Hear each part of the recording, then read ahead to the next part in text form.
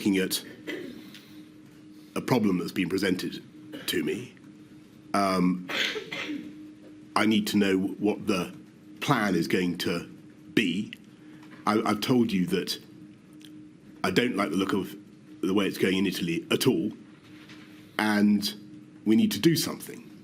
And that is the day, I think the 28th, when I remember, though I'm not sure if Chris would confirm this, I remember having a long conversation with him at some stage around that date when he takes me through MPI's, what we later refer to as lockdowns, and he tells me about the pros and cons, he gives a sketch of the behavioural fatigue argument, and he takes me through the issues. So I think what I'm saying is, well, if this is the problem, then when am I going to be given a menu of options about what we're going to do about this? The readout from the meeting 136750 shows that you called for a major ramp up of OGD, other government department activity on domestic preparedness.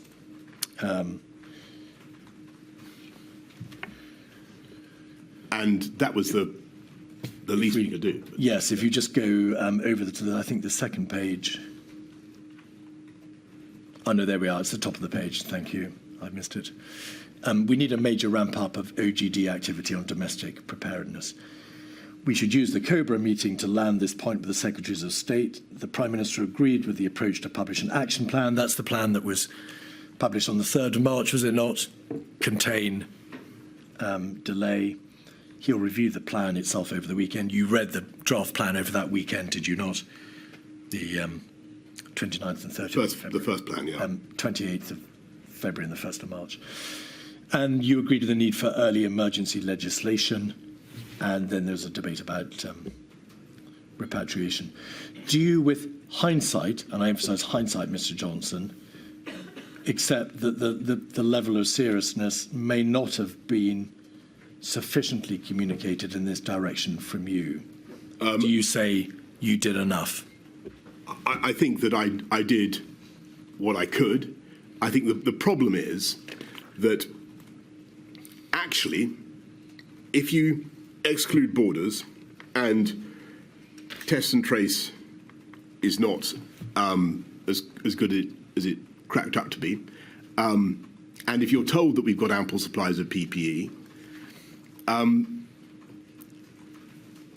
was finding it hard to conceptualise exactly what we should be doing, except for the MPIs, and that was the only thing that I'd been given, and we had no plan for that. And I don't think the concept of lockdown, or even the word lockdown, had yet emerged. Indeed not. There was a 25th of February SAGE meeting where non-pharmaceutical interventions were debated, but they didn't include lockdown. There was a debate about extreme social distancing at the beginning of March. Lockdown doesn't appear to later. It doesn't. But your answer, Mr. Johnson, is I think the problem is that if you exclude borders and test and trace,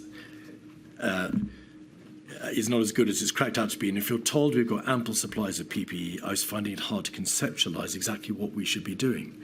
That debate, that realisation on your part that there is no effective border control, the PPE may be deficient, that there is no effective test and trace, scaled up test and trace, isolate contact system, is absent from all this material. That debate simply doesn't take place. There is no general realisation the virus is coming.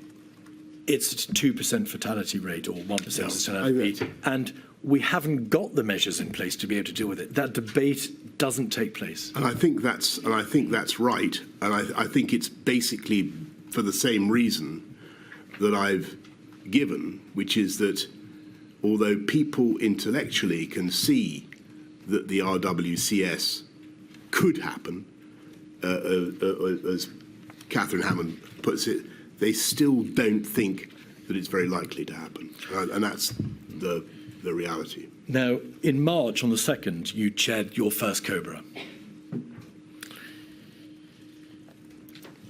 56217. if we look at page 5, paragraph 2, we can see that you're told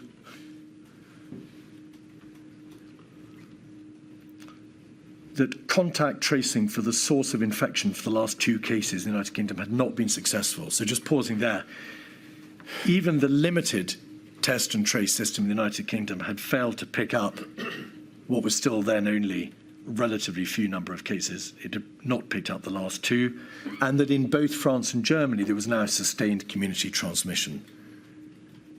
So in terms of infection spread, it may be thought,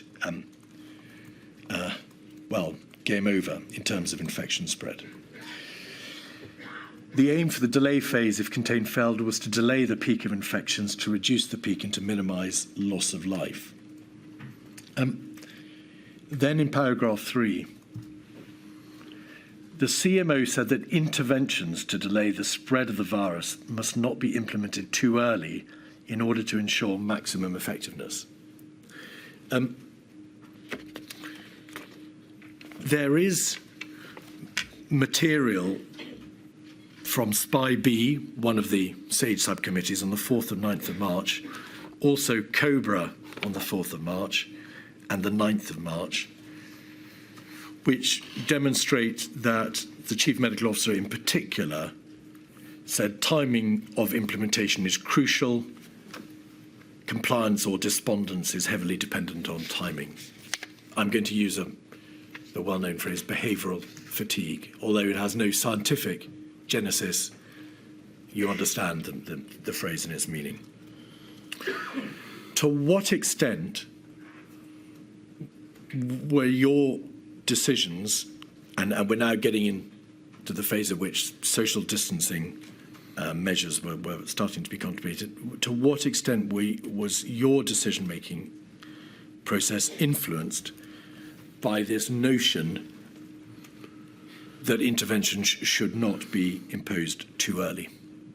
Well, it was the prevailing view for a long time. And it wasn't just the CMO who articulated the concept of behavioural fatigue. If you look at the many other meetings, or look at the press conference of the 12th of March, you can see that the CSA gives a very full description of what happens if you go in hard and early with a population that has no immunity, and then you release the measures, it bounces back. As I think you've described it, the spring. Will you forgive me if I pause you there, Mr. Johnson? I was asking you questions about this idea that the population mustn't have measures imposed too early because they will become tired of it. Yes. There is an issue about maximum effectiveness. I wasn't, in fact, asking you about the recoiled or uncoiled spring. Sorry, but the two, forgive me, and you're quite right, but the two things are connected, because what the CSA went on to say on the 12th of March was that people get fed up and that you lose the... So if you have to keep, and we'll come to this, I'm sure, in the matter of the October, November lockdowns, you have to keep doing it. And so my anxiety was, in the absence of therapeutics and without a vaccination programme, what would happen if we simply went into a hard lockdown early and then had no alternative but to come out?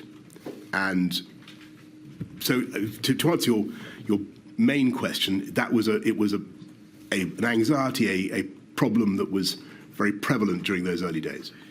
This issue appears to have been raised with you at a relatively early stage on the 2nd of March. We must not implement too early in order to ensure maximum effectiveness.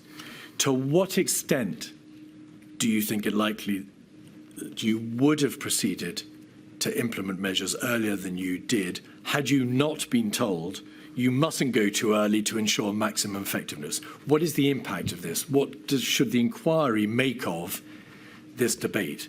Is it important? Did it make a difference? It's fundamental, and it's it goes because I'm afraid it's what happened. We have to be realistic about 2020, the whole year, that whole tragic year. We did lock down, but then it bounced back after we'd unlocked. And so sorry, Mr. Johnson. May I bring you back? Sorry. It's the first week in March. Had you not been told, don't go too early, because there's a limit to which the population will be able to bear the implementation of these measures, would you have gone earlier than you did, and by what time were you effectively forced to delay? I don't think I can't say that I would have gone earlier, because I think I would have been guided by what advice I was getting about when to put MPIs in. Don't forget that this is a once-in-a-century event. We're doing things, we're enacting policy that has never been enacted in our lifetimes in this country.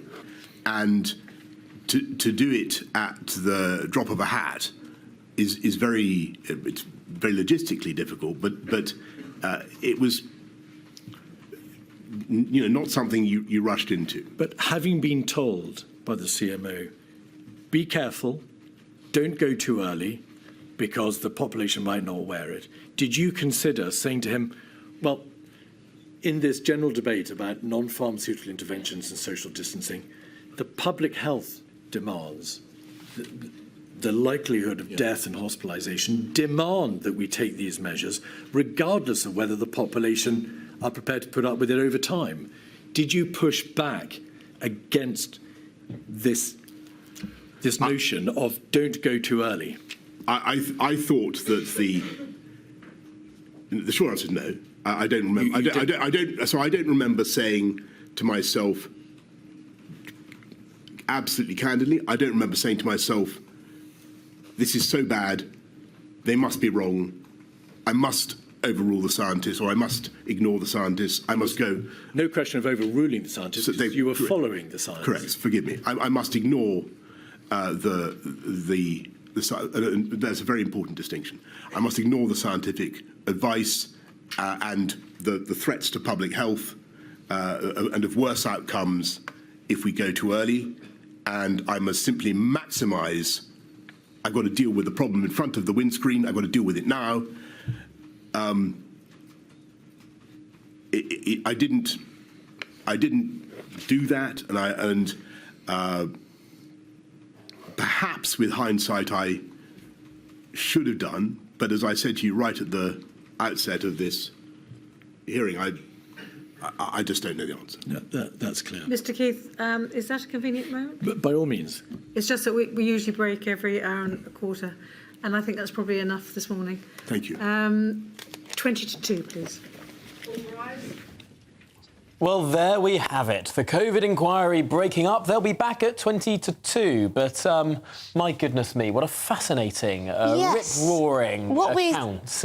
Of course, we went to Prime Minister's questions and then dipped back into the COVID inquiry. And they were very much talking about that initial decision over whether to lock down or not. Boris Johnson there being pressed on whether he was taking advice from the chief medical officer when he made the decision to delay, whether he made that decision on his own, whether he pushed back on advice that might have meant we locked down earlier. It's all about that first lockdown currently. But also, I think interestingly, Hugo Keith, the lawyer for the inquiry, was saying he admitted that the word lockdown hadn't even entered our lexicon as a country until mid-March. Those early discussions with SAGE weren't even mentioning lockdown as a possibility. They were talking about heavy suppression measures. They were talking about more extreme social distancing. They weren't talking about lockdown, even into early March. I'd be quite happy. I'd be quite happy if that word lockdown was removed from my lexicon at some point, but we shall see. Who knows what we have in store. But let's bring back in Khalid Mahmood, MP, Labour MP for Birmingham, Berry Barr. Now, thank you very much. You were listening there to Boris Johnson.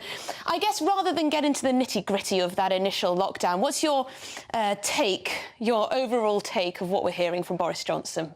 I think basically he's trying to justify the huge testosterone-filled Downing Street, lots of men in there with all their egos trying to fight through and trying to be heard. Dominic Cummings on top of that list mountain of people who thought he was the only one who could manage this and wanted it his way, no other way. But it's quite interesting because from what I've seen and listened to there, Boris Johnson doesn't appear to be wanting to throw anyone under the bus, whereas in previous sessions we've heard from a lot of people who do appear to be wanting to throw each other under the bus. So Boris Johnson does appear to be taking a bit of a high ground in that respect. He is, and I think he's admitted to the fact also there was too much testosterone in the whole of number 10, and there should have been more women in there. And I think that's a mistake that most people make. Do we think that the act of there being more women in a room would lead to different decisions? No, I think the language would have been different, and I think some of the actions that were taken would have been different. I think that's what Boris is trying to say, and I generally agree that there should be more women in the decision-making process because that tempers sometimes the whole issue of macho-ness. I don't know about that. So, that might be a bit sexist, actually, because well, I don't think women can be just as aggressive. And but women tend maybe not as much testosterone. Women tend to be much more responsible in the action that they take, but more actually to the rule that they're trying to work to, rather than just putting their own ego in the front. I think that's what I'm trying to say. It's interesting because, of course, the inquiry has spoken about sort of male characteristics and female characteristics. I think we are really going down a rabbit hole here of generalisations. But it is interesting because looking at the way in which that language has been focused on, particularly in the testimony of Dominic Cummings, looking back at previous Downing Streets, there are previous communications directors for previous prime ministers who've been famed for their blue tongue. The way that Alistair Campbell, for example, worked in Downing Street in the early 2000s, if anything, from what I've read, seems like it was just as blue, perhaps even more so. I think we've got to get to a situation where we actually can use language much more appropriately. And I said this again goes down to that cycle of ego, whether the more aggressive, the more swear words that you use, the more powerful you seem to be. And I think that has to be cut down. And I think language is important. We've had comrades and colleagues in Parliament who've decided to go down certain words that they use. And Dennis Skinner... Comrades, of course. Yes, of course. And you've had Dennis Skinner, who was the best of the lot, where he was able to change that language to ensure the Speaker was met with that. Now, just to bring us very briefly away from Boris Johnson and the COVID inquiry,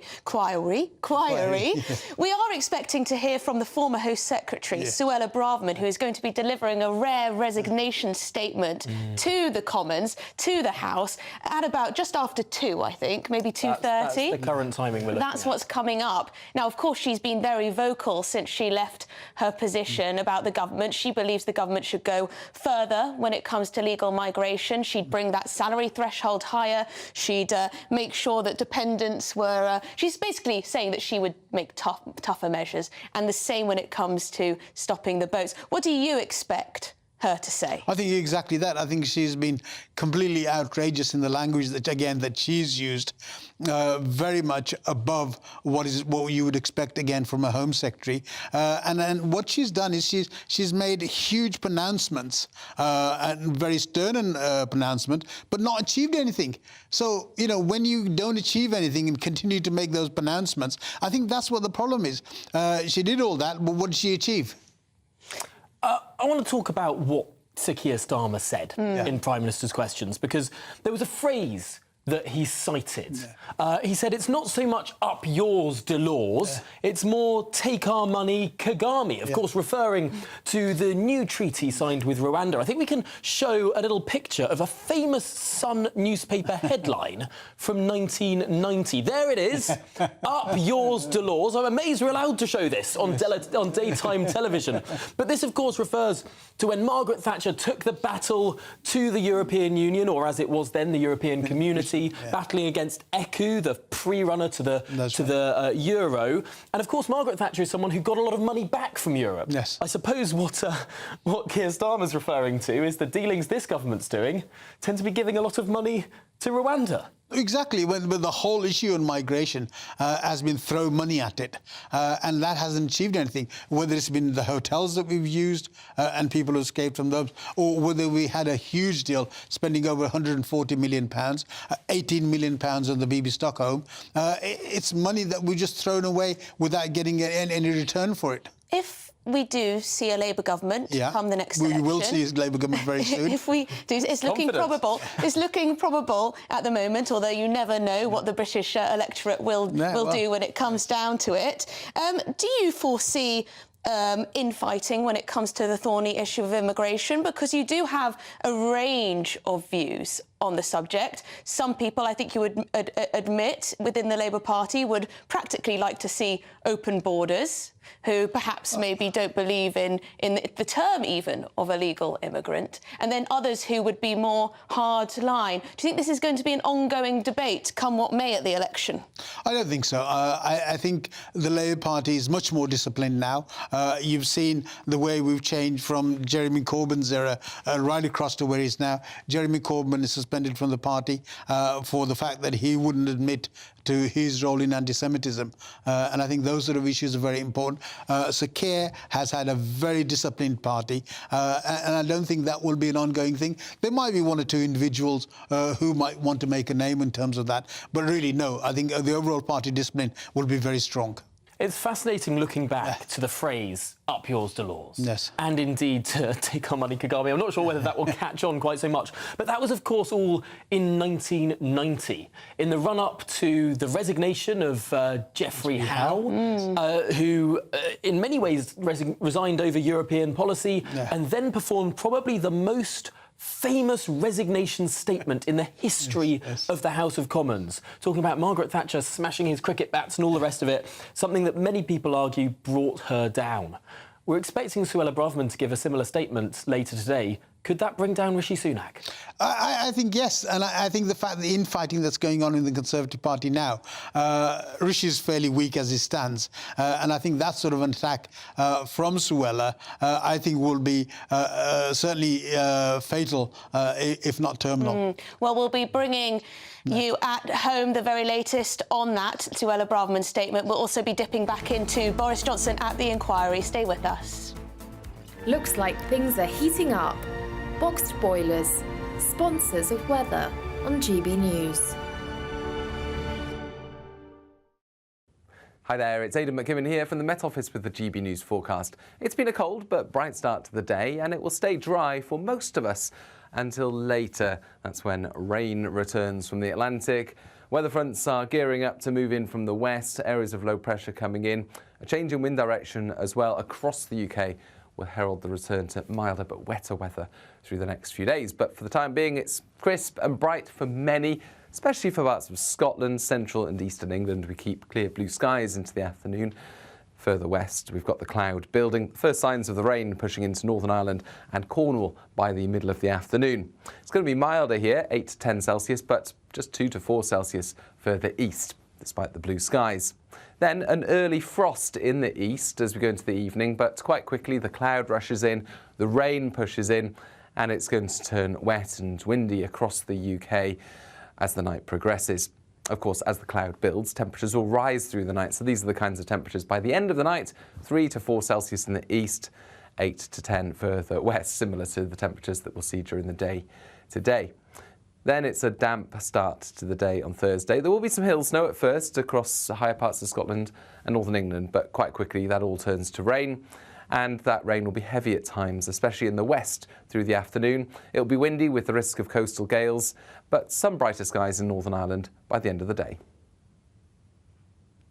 That warm feeling inside from Boxed Boilers, sponsors of weather on GB News.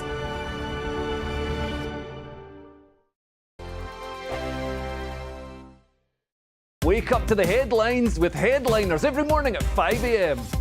We treat you to the day's biggest stories before anyone else, 7 days a week. You can catch up on everything you need to know before you've even had your kippers. Headliners every morning at 5 a.m. only on GB News, the People's Channel, Britain's news channel. I'm Andrew Doyle. Join me at 7 o'clock every Sunday night for Free Speech Nation, the show where I tackle the week's biggest stories in politics and current affairs with the help of my 2 comedian panellists and a variety of special guests. Free Speech Nation, Sunday nights from 7 on GB News, the People's Channel, Britain's news channel. Big news, big debates, big opinion. Patrick Christie's Tonight is the week's biggest show. Every weekday, 9 to 11 p.m, we've got the inside track on the day's top stories. There'll be sharp takes you won't get anywhere else. We will set the news agenda, not just follow it, and I want to bring you along for the ride. Whatever it is, we'll have our finger on the pulse. It's news, but it's this close to entertainment. Patrick Christie's Tonight, 9 to 11 p.m, only on GB News, the People's Channel, Britain's news channel. Now then, Lee Anderson here. Join me on GB News on my show, The Real World, every Friday at 7 p.m. I'm not eating bloody cat. Are you delicious. mental? Open your mouth. OK, here comes a train. Reminds me of the scene in Singing in the Rain. Adam, is that a good one? Whoa! Join me at 7 on GB News, Britain's news channel. What you get for breakfast is something that, if we do our jobs right, you will wake up to news that you didn't know the night before. It's a conversation. It's not just me and Eamon. We want to get to know you, and we want you to get to know us. From 6, it's Breakfast with Eamon and Isabel. Monday to Thursdays on GB News, Britain's news channel. There's only 3 people you can trust in life. Your doctor, your lawyer, and your nana. I'm not sure. So join me, Nana Aquare, at 3 p.m. every Saturday and Sunday, where we discuss the biggest topics of the weekend. Be ready for battle. Could you be quiet? What is this? It's my new teeth. It's your new teeth. I don't bite. Well, not without a good reason. Always honest, always fun. Every weekend at 3 p.m. on GB News, the People's Channel, Britain's news channel. Every Sunday from 11, join Michael Portillo. There'll be topical discussion, looking at the week before and the week to come. So kick back and relax at 11 a.m. on Sundays on GB News with me, Michael Portillo. GB News, the People's Channel, Britain's news channel. I'm Michelle Dewberry, and I'm not here to tell you what to think. I'd much rather hear what you have to say. So send in your opinions to gbviews@gbnews.com. Keep them clean, and you never know, I might read them out. With my panel here on Jubes & Co, we debate, we get stuck into the issues of the day on a show where all views are welcome, especially yours. GB News, the People's Channel, Britain's news channel. Have a great Saturday night with me, Leo Curse, on the Saturday Night Showdown. It's a crazy world out there, so come and make fun of it with me, my panel of comedians, and a couple of people who actually know what they're talking about. The Saturday Night Showdown is your front row ticket to the clown show, every Saturday, only on GB News, the People's Channel, Britain's news channel.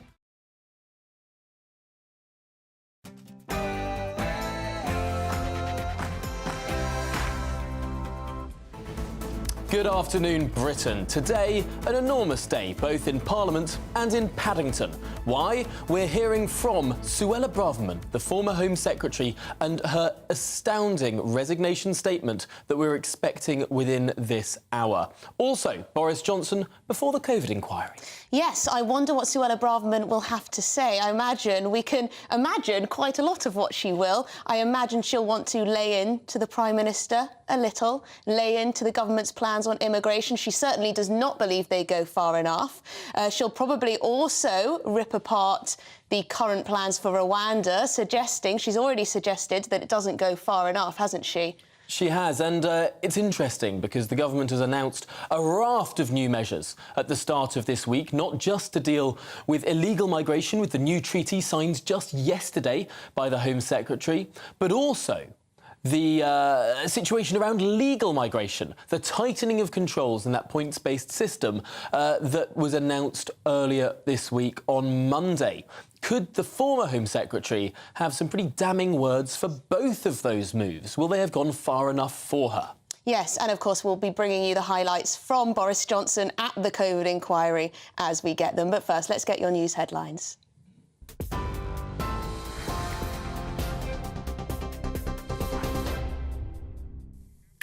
Tom, Emily, thank you very much. It's just gone 1 minute past 1. I'm Sam Francis in the GB newsroom. Well, as we've been hearing, Boris Johnson has admitted that the government made mistakes handling the pandemic under his watch. The former Prime Minister told the COVID inquiry that things should have been done differently and that he takes full responsibility for the government's decisions. He indicated that the only easy decision he made was to roll out the vaccines. Mr Johnson, who's been heavily criticised by many who've already given evidence, apologised for the suffering caused during the pandemic. I am deeply sorry for the pain and the loss and the suffering of those victims and their families.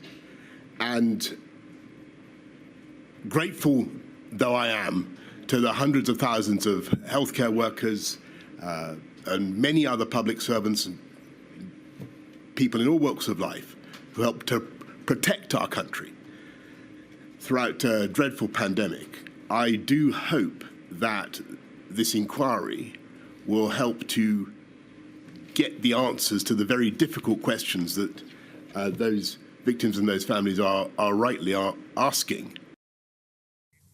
Well, earlier outside the inquiry, the families of those who died during the height of the pandemic demanded answers.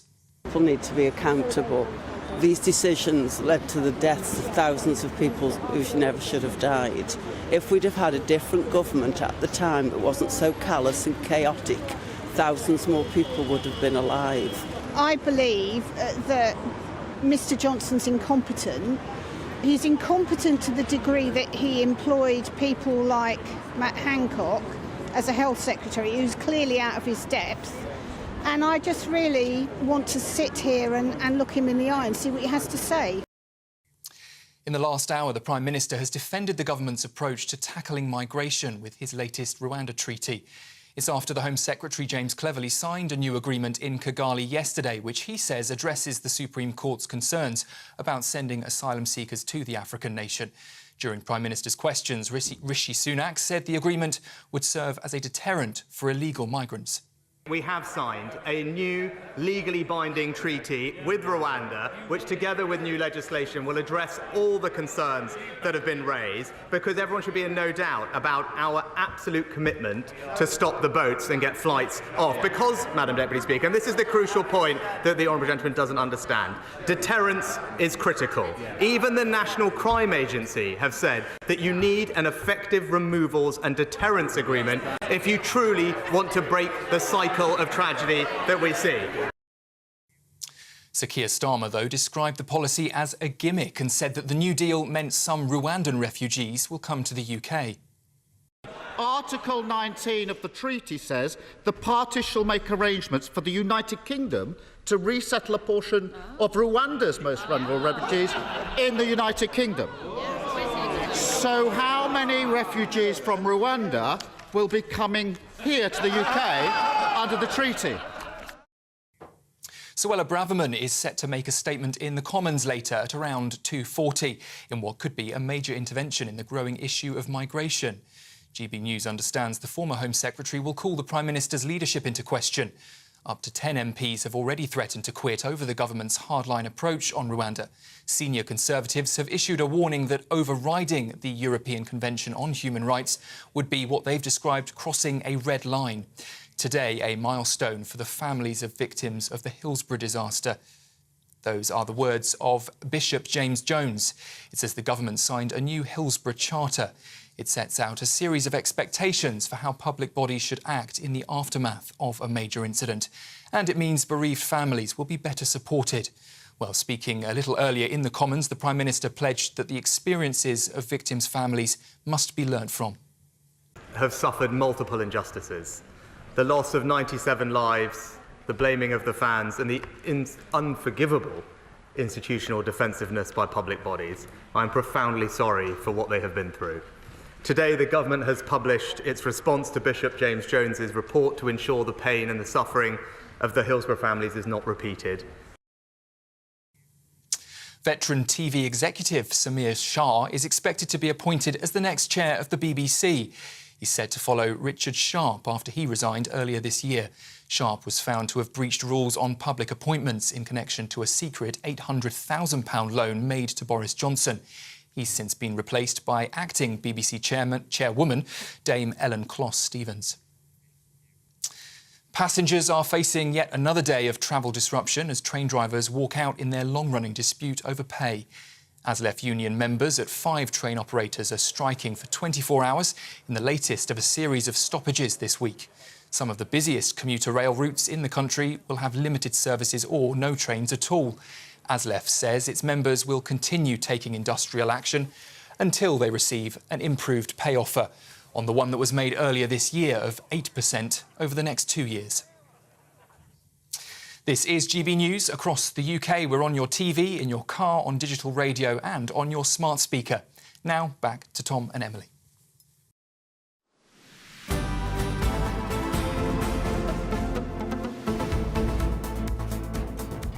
Right, well, the former Prime Minister Boris Johnson is appearing before the COVID-19 inquiry and said he takes full responsibility for the decisions made during the pandemic. He also apologised for the pain and loss suffered by so many families up and down the country. But there have been some moments of contention as well, and sitting through all of it so that you don't have to has been GB News presenter Pip Thompson. She's outside the COVID inquiry in London for us now. And Pip, what were the biggest flashpoints that we've seen so far today? One of the biggest flashpoints, Tom, actually came just before the inquiry broke for lunch, just before 1 o'clock, when the former Prime Minister actually appeared to fight back tears. He became emotional when he was talking about the ongoing debate between going into lockdown versus the risks of behavioural fatigue. Boris Johnson has said he was anxious about locking down because of the lack of a vaccination programme. He said it was an anxiety, a problem that was very prevalent during those early days of the pandemic, February, March 2020. And then his voice appeared to break and he said, we have to be realistic about 2020, the whole year, that whole tragic year. He then paused for a moment to compose himself. And at the very beginning of the inquiry, where the room was packed full with families of the bereaved, they are outside now giving their reaction to what they've heard of Boris Johnson's 3 hours of evidence. At the beginning of the inquiry, he did make this apology. Have a listen. I understand the feelings of these victims and their families, and I am deeply sorry for the pain and the loss and the suffering of those victims and their families. And grateful though I am to the hundreds of thousands of healthcare workers and many other public servants and people in all walks of life who helped to protect our country throughout a dreadful pandemic, I do hope that this inquiry will help to get the answers to the very difficult questions that those victims and those families are rightly asking.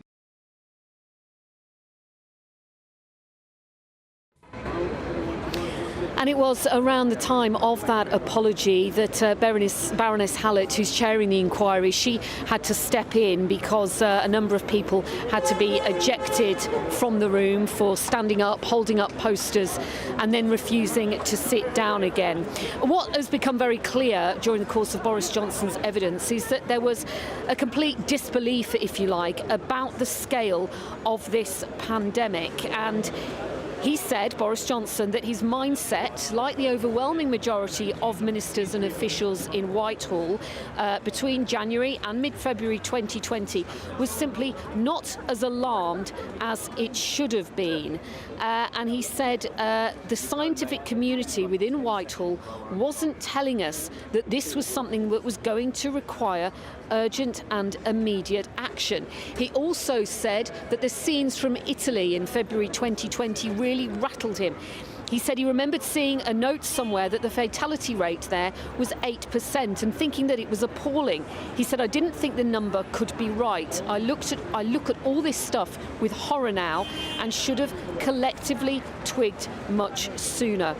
He was also asked about taking a half-term holiday, it was dubbed by the media, in February 2020. He said that he didn't take a long holiday and he actually returned to Downing Street 3 times during the half-term break. He also had conversations with President Xi Chinese president to offer condolences and to compare notes, and he also spoke to President Trump as well. He said a lot was going on and the tempo really started to change and mount back at the end of February 2020.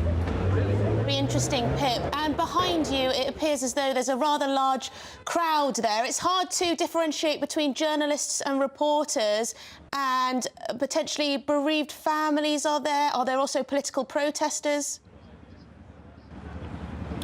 Yeah, I don't know whether we can actually give you an idea of how big this this hearing is today. Of course, we know it's been going on for many weeks. It's going to go on for several years still. But today, because it is the former Prime Minister Boris Johnson giving evidence, it is quite extraordinary. So immediately around me, you have the media. But if Paul, my cameraman, can just pan off to the right here, over my shoulder, you can see this truck that arrived early this morning. And then there are lots of bereaved families who have come out of the inquiry giving their reaction to what they have heard so far. They said to me that they wanted accountability. They did not want weak apologies. And I've been sitting in a media room on the first floor, and you could hear all morning, because there's been people standing outside holding banners. There's also been anti-vax campaigners here as well. There's been lots of motorists tooting away throughout the course of Boris Johnson's evidence. But it has now broken for lunch. This inquiry is due to reconvene at about 20 to 2 this afternoon. Boris Johnson will continue giving evidence into tomorrow as well. Thank you very much indeed, Pip Thompson there outside the COVID inquiry in London, GB News presenter. Very interesting to see how large the crowds are there, many people gathering, and that was at lunch, so presumably some people will have disappeared off for the moment. Absolutely. But it has been really interesting, this COVID inquiry, believe it or not. And one moment this morning took my eye. There was a dramatic point of contention this morning. Yes, dramatic. The inquiry lawyer, Hugo Keith KC, said that the UK had one of the highest rates of excess deaths in Europe. Yes, that's the direct quote. Shall we explore the data in reality? Yes, so here, compiled by the excellent Oxford University publication Our World in Data, is the actual list. Yes, the actual list shows the UK is not even near the top quartile of European countries for excess deaths over 2020 and 2021. It's hard to read, but we're in the lower half.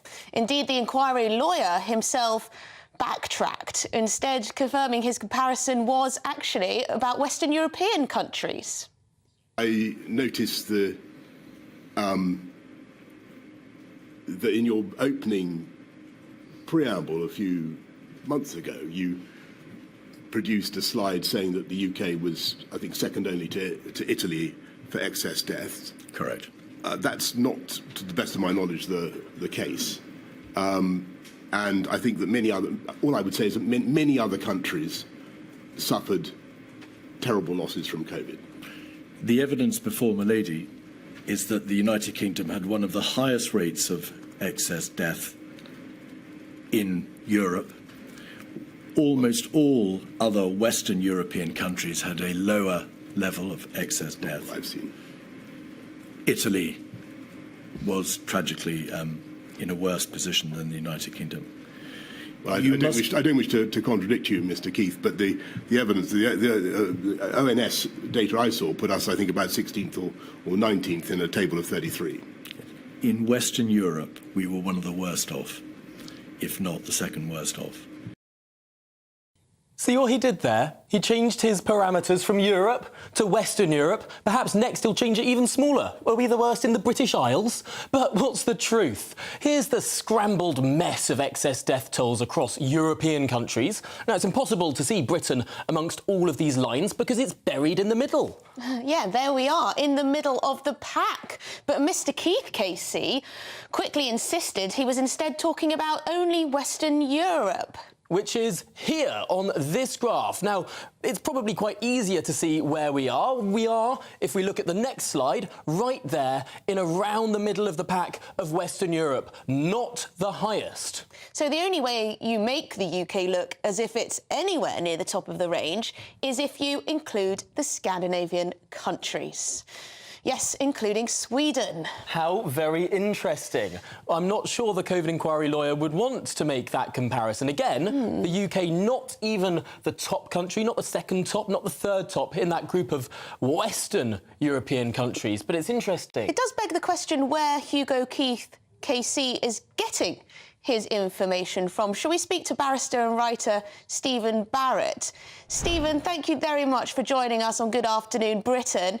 Did you you just saw those graphs that we showed to explain, firstly, what Hugo Keith claimed was true, that the UK had some of the highest excess deaths. What exactly was his claim again? His claim was that amongst the highest in Europe. He then backtracked and said amongst the highest in Western Europe. But I'm not sure that's even an uncontested statement. Stephen Barrett, should the inquiry lawyer be proffering his own evidence like this? No. And I wasn't intending to watch any of this inquiry. I stumbled on it quite by accident just because I was sat here doing something else that wasn't taking my full attention. And I found myself getting irritated with the KC, which is odd, because I don't have a political position on COVID or lockdowns or not locking down or anything like that. And I'm just simply neutral. So I asked myself, what is going on? And it's just how he is questioning is not neutral. It is not what you would expect of a scrupulously neutral inquiry or barrister. And with that event, he's absolutely caught out red-handed there. And he keeps doing a trick which is very irritating and also very wrong. Every time he says there is evidence before Milady, well, Milady hasn't reached any conclusions on the evidence because the inquiry hasn't finished, which means none of that has any extra validity. So why is he getting to pick and choose which of the bits of evidence that are before her are compelling? And the only reason I can think of is that the end point is predetermined. And it's looking incredibly like they have already decided that we didn't go into lockdown soon enough, that the government was confused, and they are simply pursuing that outcome, and questions are being asked to elicit answers. I think he got some out of Boris after a couple of hours, and no doubt those will be the bits that actually go into the report. I suspect we could write this report now. And given I am neutral on all of this, the only point I can make is that, well, it would save an awful lot of money if we wrote Baroness Hallett's report now, because she's not behaving like a judge. A judge, if I tried to ask questions like this, if I tried to ask two questions at once to a witness, you can't do that. If I ask a witness a question and then I shut them off, no, you can't do that. If a witness starts replying and then I add in additional words, which I saw him do with the word system failure, no, I'd get told off, you can't do that. She is not controlling this inquiry in the way that I would expect a judge to control this inquiry. You know, Mr. Keith appears to have a predetermined outcome and to be pursuing it rigorously, and she is doing nothing to prevent that. It does feel it could be written now. I've seen a number of days of this inquiry now where they bring out extra lawyers, people representing, for example, the Bereaved Families for Justice group, a group that doesn't look like it's looking for answers in terms of what to do next time if there's a pandemic, but is looking for retribution. Justice, as they would put it, to try and find a villain in this whole story, as long as that villain isn't the Chinese Communist Party. But if we're looking precisely at what is going on here, the Hugo Keith KC sort of started his piece by saying, look how bad Britain is. Look how awfully we have done, trying to find evidence to match his conclusion, ignoring the fact that, according to the data that I've been looking at this morning from Our World in Data, a very respected institution, Italy, Portugal, Spain, many other Western European countries have higher accumulated death tolls. What does it tell you that the COVID inquiry lawyer is starting from this position, starting to say that Britain is oh so bad? Yes, and this, I mean, I felt quite bad doing it. I tweeted that this was quasi-religious because I think it is quasi-religious. And then I felt slightly better because I got a WhatsApp from a fellow barrister who is no fan of Boris Johnson, who was absolutely outraged at the total lack of independence and objectivity that appears to be happening. He also appears to have decided that the COVID mortality rate is 2%, and that's absolutely true, fixed in stone. I mean, I don't think that is fixed in stone. In fact, I went to have a look at it, and there's a rather large and exciting report you can read on the mortality rate. I mean, it's just not as clear as he thinks it is, but it does seem as though we're being fed, spoon-fed, predetermined outcomes, predetermined opinions as gospel truth, as a new religious truth, and along with it, we've got this focus on feeling. And there is this massive focus on feelings. I mean, that feels totally alien to me. There are no feelings in a courtroom when I'm in it. You know, we deal with facts and we deal with law and we analyse what's going on. I don't understand why feelings have become the priority of this, what feels like predetermined inquiry. Absolutely. Stephen, if you're right, and there is a predetermined outcome or there are predetermined conclusions to this inquiry, what does that tell us about the state of our democracy and the state of these kind of processes that we're seeing? We're expecting this to cost millions in taxpayer money, for example. Would you say that the COVID inquiry isn't worth it, isn't fulfilling what it should be doing, is a waste of time and resources? I think it's going too far if I take a position on the inquiry. I think my role generally is just to highlight what's going on and to speak truth. I seem to cause perfectly enough offence just by being honest. So I don't need to start giving my own opinions and causing extra offence. It is certainly an awful lot of money to spend on something which has every feeling of a predetermined outcome. It's an awful lot of money to be spent on feelings, and it is a large investment of our time and resources. How are we as a society? What are we doing? Because, you know, a democracy is very simple. Everybody is equal and democratic votes matter and are respected and they're taken seriously, and you don't belittle your political opponent. But there are other types of human society where there are elites and they use emotion and show trials and bread and circuses to control the masses, and they indulge people, and, you know, that's a different type of society.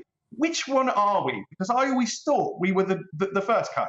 And this is really exposing. I mean, this just feels like the kangaroo court all over again. Certain people have a vendetta against Boris Johnson, and they're willing to use any means to pursue a vendetta against him. Now, other than probably the only point I can make about that is that that's quite dull, because we have done that one. You know, and it may well be that the reason this inquiry is not getting as much attention is because we have done all that. Obviously, they would say that they are performing, a public service. This is really to try to improve the way our government will approach the next pandemic. But we shall see what conclusions are drawn come the end of this very lengthy inquiry. Yes, I hope they stop talking about gender balance and swearing. But there we are. Stephen Barrett, thank you so much for joining us. Always a pleasure to talk to you. And really, really interesting insight there in terms of how a normal courtroom would run versus how this inquiry is running. Yes, indeed. We'll be back very shortly, so stay with us.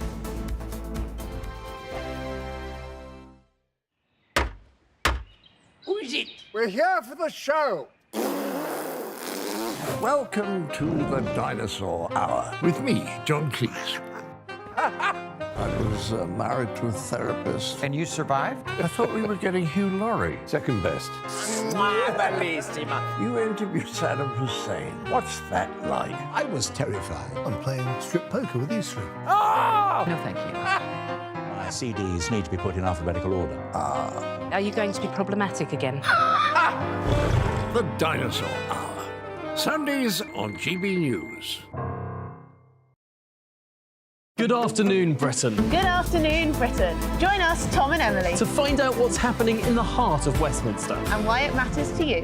Weekdays from midday, we bring you the most compelling stories from across the United Kingdom. And from your doorstep to our inbox. That's right, we want to hear from you. GB News, Britain's news channel. I think the most exciting bit for me is talking to people. People who I think are ignored often by the major news channels.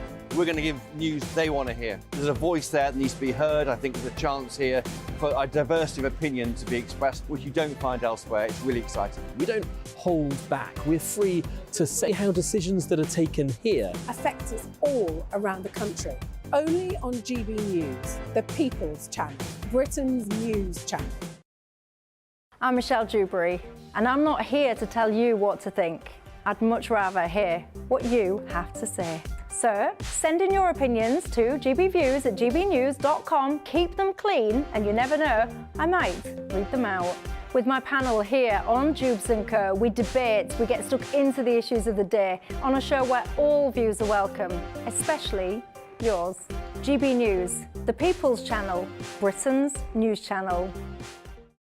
In the GB Newsroom, we bring you the news as it happens. With our team of dedicated journalists across the UK, we're ready to give you accurate reporting every day. When the news breaks, we'll be there with bulletins on GB News, the People's Channel, Britain's news channel. Your weekend starts here with Friday Night Live with me, Mark Dolan, 8 till 9 on GB News. Big stories, big guests and big laughs as we get you ready for a cracking weekend. That's Friday Night Live with Mark Dolan. Fridays 8 till 9 on GB News. Bring your own drinks. The admission's free. GB News, unlike other broadcasters, isn't obsessed with the London-Westminster bubble. We think there's a nation beyond the M25, and that's why we talk about the issues that matter across the land. Join me on State of the Nation, 8 to 9 o'clock, Monday to Thursday on GB News. Daisy's listening, and you should too.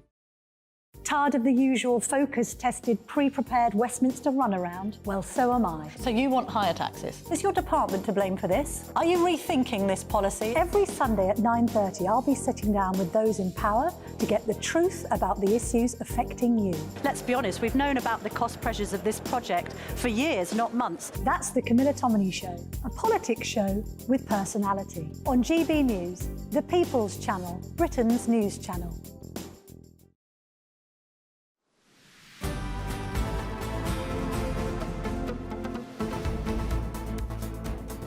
Good afternoon, Britain. Now, you might have noticed that Emily has nipped off to get a cup of tea, but she'll be back in any moment. And it is interesting. We've been looking at all the big stories today, not just Boris Johnson before the COVID inquiry, but also in the run-up to a pretty important speech by Suella Braverman. We'll be bringing you that in around half an hour's time.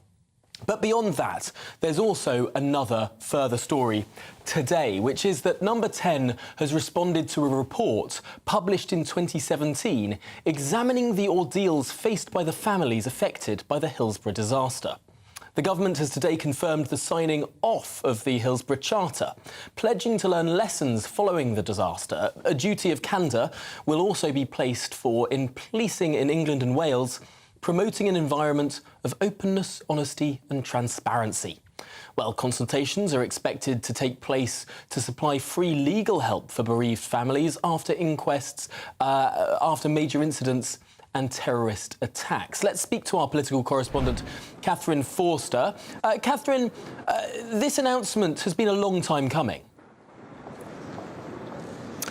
Yes, it certainly has, Tom. The Home Office have, in fact, taken a full 6 years to issue this 70-page response to Bishop James Jones' report on the experiences of bereaved families from Hillsborough. That report was submitted at the end of 2017. The government have apologised for taking so long. We've cycled through numerous Justice Secretaries and Home Secretaries since then, of course. But the Hillsborough families are used to long waits, aren't they? It's now 34 years since that horrendous day in April 1989, where there was that crush in Hillsborough Stadium in Sheffield. 97 men, women and children lost their lives as a result of police failings, of police mismanagement. Now, at the time, the police lied, they were deceitful, they passed the buck, they blamed the fans. They said that they were effectively a rabble, that they were hooligans, that it was their fault. That was quickly disproved. But in 1991, the first inquest said that these people had died accidentally, and it took till 2016, until it was said that they had in fact been unlawfully killed. Despite that, only one person was ever prosecuted, and that person got away with a fine. So today, this report from the Home Office, this Hillsborough Charter, as you have mentioned, the government are basically saying that all departments will be made aware, will be signing up to this. The plan is to stress that public bodies must be transparent, that they must operate in the interests of victims and bereaved families in the event of any sort of major tragedy, that they must not act in their own interests. If they are at fault, they must not cover up, they must not obfuscate, they must not deflect. Other things that have been announced, this duty of candour to be introduced for the police in England and Wales. Now that will be required by law. Failure to cooperate could lead to criminal sanctions or the sack. Then plans to expand free legal aid and representation for bereaved families. That's only being consulted on. A few days ago too, we had an announcement of this independent public advocate.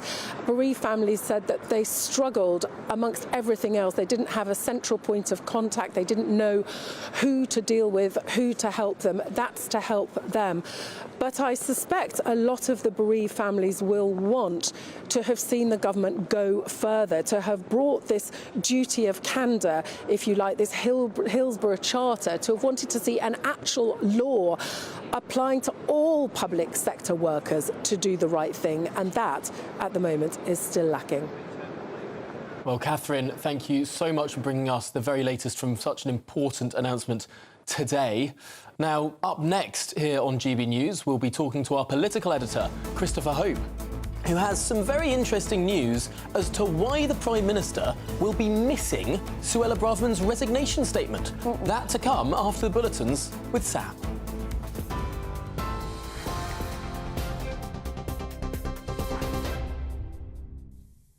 Tom, Emily, thanks very much. It's just gone 1:32. I'm Sam Francis in the GB newsroom.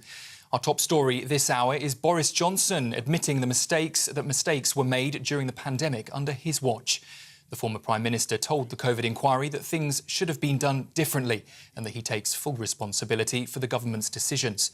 Mr Johnson, who's been heavily criticised by many who've given evidence in the inquiry already, apologised for the suffering caused during the pandemic. The Prime Minister has defended the government's approach to tackling migration with his latest Rwanda treaty. It's after a new agreement was signed with Kigali, which Rishi Sunak says addresses the Supreme Court's concerns about sending asylum seekers to the country. He told the Commons that the agreement will make illegal migrants think twice about crossing the Channel. This is the crucial point that the Honourable Gentleman doesn't understand. Deterrence is critical. Even the National Crime Agency have said that you need an effective removals and deterrence agreement if you truly want to break the cycle of tragedy that we see. Suella Braverman is due to make a statement in the Commons later in what could be a major intervention in the growing issue of migration.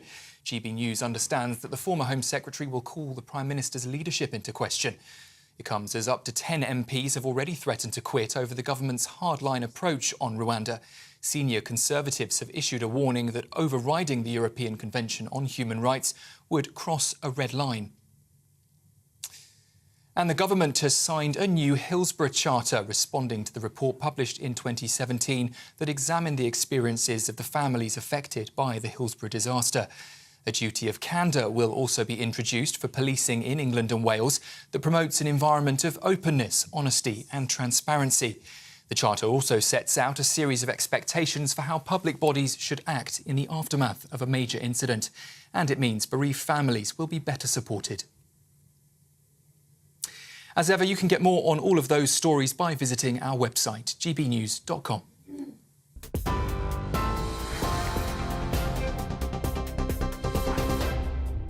For a valuable legacy your family can own, gold coins will always shine bright. Rosalind Gold proudly sponsors the GB News Financial Report. Well, here's a quick snapshot of today's markets. The pound will buy you $1.2589 and 1.167 euros. The price of gold is £1,612.32 per ounce. And the FTSE 100 is at 7,525 points. Rosalind Gold proudly sponsors the GB News Financial Report. Right, stay with us because we've got some very interesting news coming from Christopher Hope, our political editor. He's on Suella Braverman watch, and apparently the Prime Minister may not be there to see Suella Braverman's resignation statement. Why could that be? We'll find out after the break. Wake up to the headlines with Headliners every morning at 5 a.m. We treat you to the day's biggest stories before anyone else, 7 days a week. You can catch up on everything you need to know before you've even had your kippers. Headliners every morning at 5 a.m, only on GB News, the People's Channel, Britain's news channel. I'm Andrew Doyle. Join me at 7 o'clock every Sunday night for Free Speech Nation, the show where I tackle the week's biggest stories in politics and current affairs with the help of my 2 comedian panellists and a variety of special guests. Free Speech Nation, Sunday nights from 7 on GB News, the People's Channel, Britain's news channel. Big news, big debates, big opinion. Patrick Christie's Tonight is the week's biggest show. Every weekday, 9 to 11 p.m, we've got the inside track on the day's top stories. There'll be sharp takes you won't get anywhere else. We will set the news agenda, not just follow it, and I want to bring you along for the ride. Whatever it is, we'll have our finger on the pulse. It's news, but it's this close to entertainment. Patrick Christie's Tonight, 9 to 11 p.m, only on GB News, the People's Channel, Britain's news channel. Now then, Lee Anderson here. Join me on GB News on my show, The Real World, every Friday at 7 p.m. I'm not eating bloody cat. Are you Delicious. mental? Open your mouth. OK, here comes a train. Reminds me of the scene in Singing in the Rain. Adam, is that a good one? Whoa! Join me at 7 on GB News, Britain's news channel. What you get for breakfast is something that, if we do our jobs right, you will wake up to news that you didn't know the night before. It's a conversation. It's not just me and Eamon. We want to get to know you, and we want you to get to know us. From 6, it's Breakfast with Eamon and Isabel. Monday to Thursdays on GB News, Britain's news channel. There's only 3 people you can trust in life. Your doctor, your lawyer, and your nana. I'm not sure. So join me, Nana Aquare, at 3 p.m. every Saturday and Sunday, where we discuss the biggest topics of the weekend. Be ready for battle. Could you be quiet? What is this? It's my new teeth. It's your new teeth. I don't bite. Well, not without a good reason. Always honest, always fun. Every weekend at 3 p.m. on GB News, the People's Channel, Britain's news channel. Every Sunday from 11, join Michael Portillo. There'll be topical discussion, looking at the week before and the week to come. So kick back and relax at 11 a.m. on Sundays on GB News with me, Michael Portillo. GB News, the People's Channel, Britain's news channel. I'm Michelle Dewberry, and I'm not here to tell you what to think. I'd much rather hear what you have to say. So, send in your opinions to gbviews@gbnews.com. Keep them clean, and you never know, I might read them out. With my panel here on Jubes & Co, we debate, we get stuck into the issues of the day on a show where all views are welcome, especially yours. GB News, the People's Channel, Britain's news channel. Have a great Saturday night with me, Leo Curse, on the Saturday Night Showdown. It's a crazy world out there, so come and make fun of it with me, my panel of comedians, and a couple of people who actually know what they're talking about. This Saturday Night Showdown is your front row ticket to the clown show every Saturday, only on GB News, the People's Channel, Britain's news channel.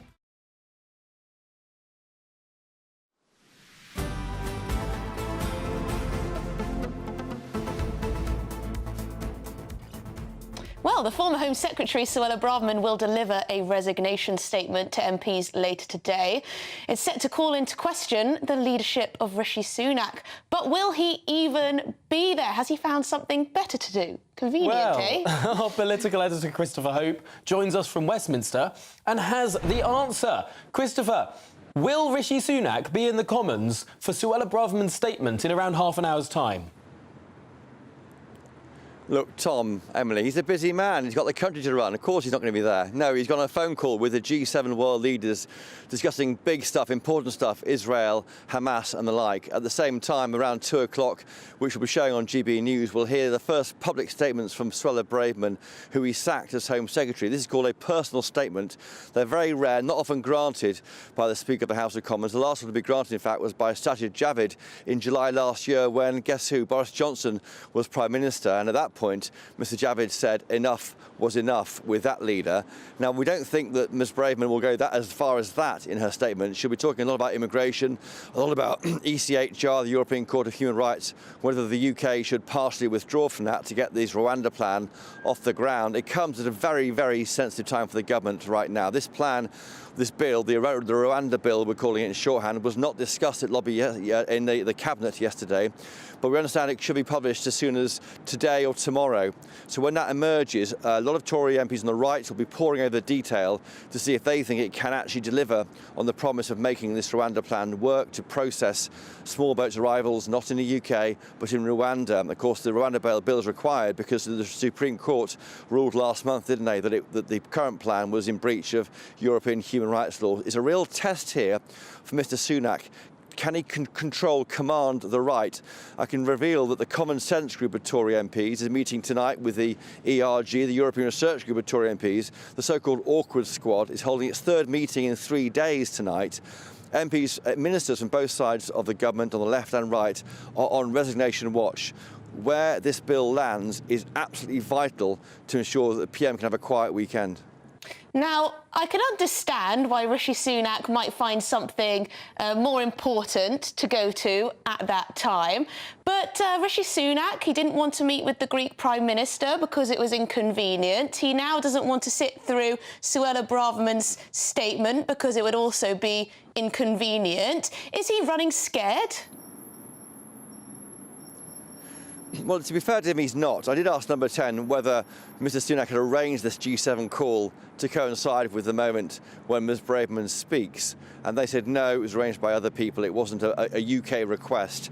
And to be fair to him, when there are no ministerial statements, often these personal statements are heard straight after PMQs, when it makes it very hard for the PM to go anywhere. He's got to sit there and listen in silence while the person speaks. Because there are 2 ministerial statements after the Prime Minister's questions, he's gone for lunch, he's meeting people, he's moving on with his day, and it'd be probably unfair, I think, to demand that he goes back into the chamber to listen to Suella Braverman. But when it happens, it will be dramatic. As I say, the first one since July last year, very rarely granted by the Speaker's office in the Commons. They are granted to ministers who quit government or leave government, not necessarily resigning. You can be sacked. It's your chance to give your say, and it's heard in complete silence. No one can speak, there's no interventions, it's heard in respectful silence. And the language she uses it could be an issue for Mr Sunak. No one thinks there's going to be a challenge in leadership in the same way that Boris Johnson was brought down, or even Geoffrey Howe back in 1990. His speech led to Michael Heseltine challenging Margaret Thatcher. An MP has said to me this could be her Geoffrey Howe moment. Her aides, her team are saying that's not the case. It is about immigration and ECHR, but I think this will provide a rallying point for the Tory right in what will be a really crucial 24 hours for the Prime Minister. Really, really crucial 24 hours. It was interesting thinking back to Sajid Javid's speech. Of course, that came after PMQs, a full chamber. It might not be a full chamber this afternoon at 2 o'clock, but it might still be significant. We remember back to Sajid's speech. I was up there in the press gallery for it. It fell a little bit flat. It didn't feel like it quite rose to the occasion. He's sometimes been criticised as not an orator.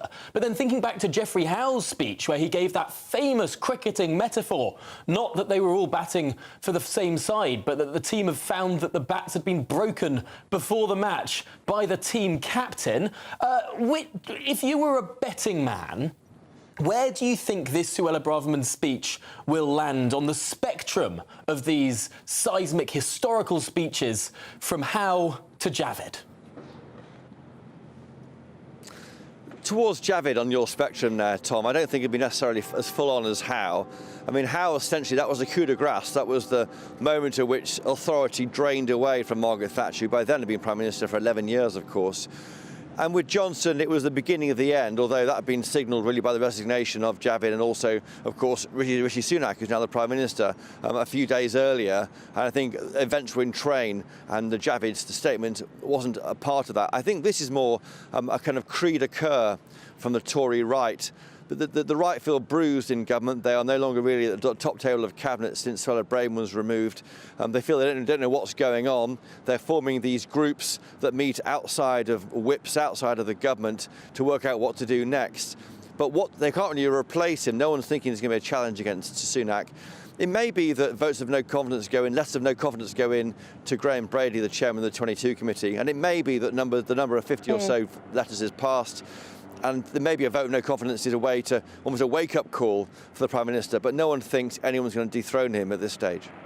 Well, we'll be watching on this channel when she does stand up in the Commons to deliver that resignation statement. Will it be more Javid or will it be more Geoffrey Howe? We'll find out. Thank you very much indeed, Christopher Hope, our political editor. Right, yes. Boris Johnson... Oh, sorry. No, I was just going to say less than 15 minutes to go now to get to Suella. But before, let's dip back in to Boris Johnson. Said it's going to be what we do to fight it, rather than the actual impact of the disease. But I was increasingly concerned about it.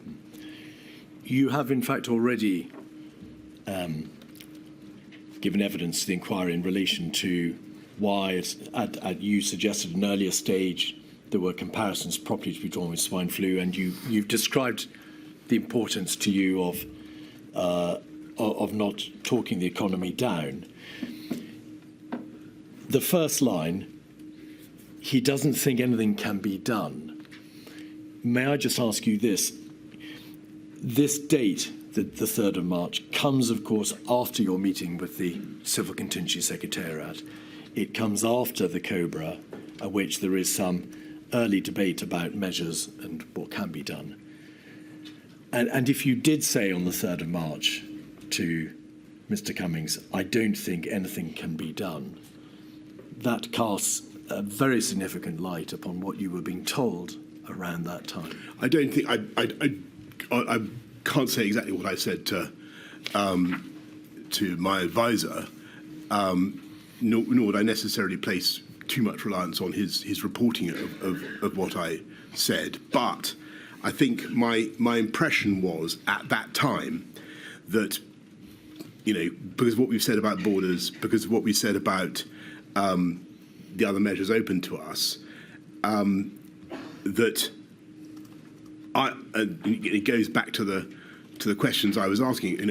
I couldn't see yet the plan. I couldn't see what. So the NPIs were, to me, and this is probably what Imran is getting at in his email, pretty, far-fetched still in my imagination. I was still gestating that. At a press conference on the 3rd of March, you said that we were, as a country, extremely well prepared. Of course, as it turns out, that was not so. But I want to ask you, the weekend before, you'd received the draft action plan, the contained delay document, which you'd been shown in draft form. And in that document, there is that assertion.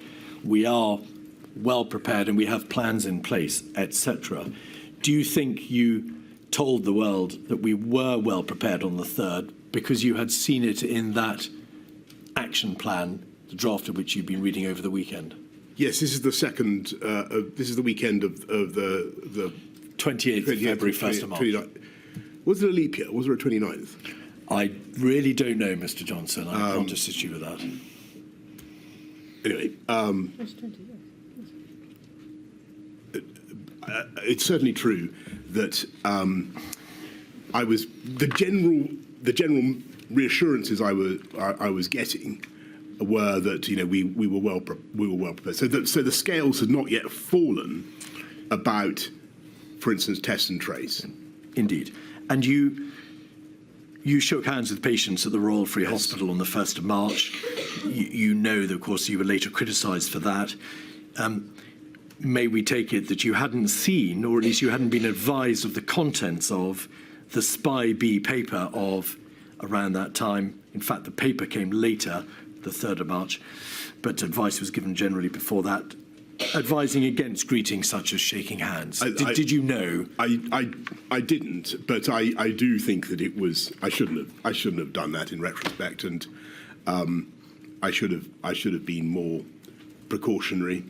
But I wanted to be encouraging to people, and so I think it's on that day that I go to Colindale, to PHE, and although I've been told, sorry, this is in my statement, but although I've been told that we have a fantastic belt and braces system, I was a little bit concerned about. I had a feeling that perhaps they weren't really as across the situation as I've been led to believe. Mr. Hancock gave evidence to the effect that he was told on the 18th of February by Public Health England that the test system was unsustainable, that it wouldn't be able to operate beyond the handful of first few hundred cases.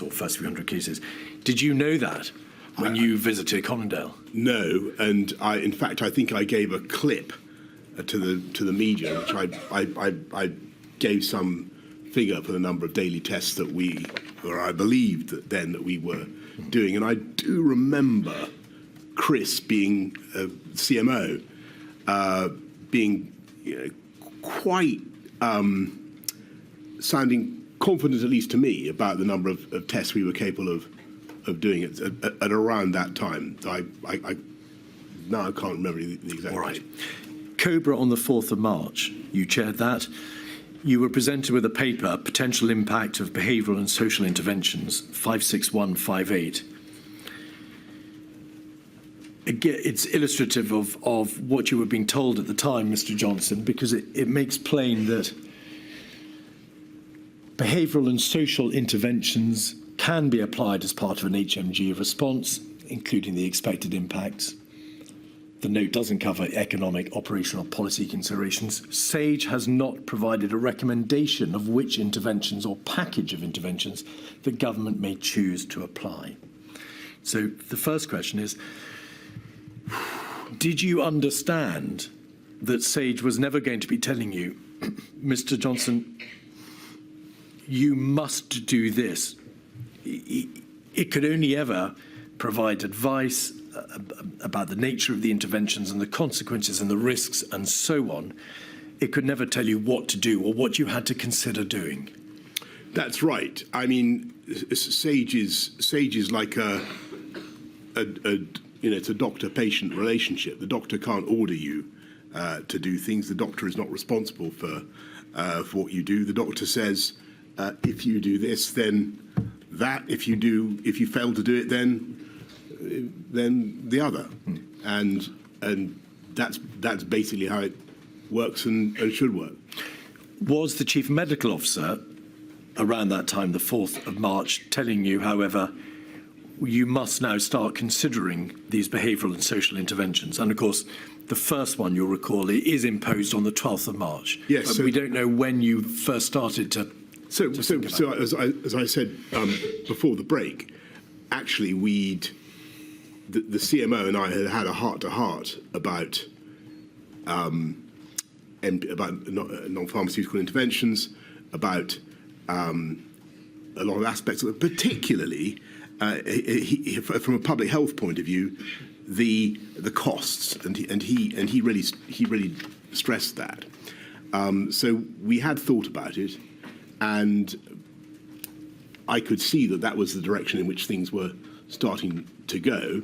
And it's only a few days later when I actually tell the public, I think for the first time, I think it's the 9th or thereabouts, we're going to have to start restricting social contact. And that answers perhaps my next question, which is, why was there a delay between the first debate between you and the Chief Medical Officer about the possible imposition of these behavioural and social interventions and the 12th of March, when the first really significant intervention was imposed? I think we have to go back to the earlier conversation that we had about mindset, timeliness. No, not mindset, but mindset. Going early. About going early. About the issues that were raised by going hard, going early, which later became the mantra, but which in March the problem was that if you, so I was told repeatedly by both CSA and CMO, you risked bounce back and behavioural fatigue, and yet more behavioural fatigue as a consequence of bounce back.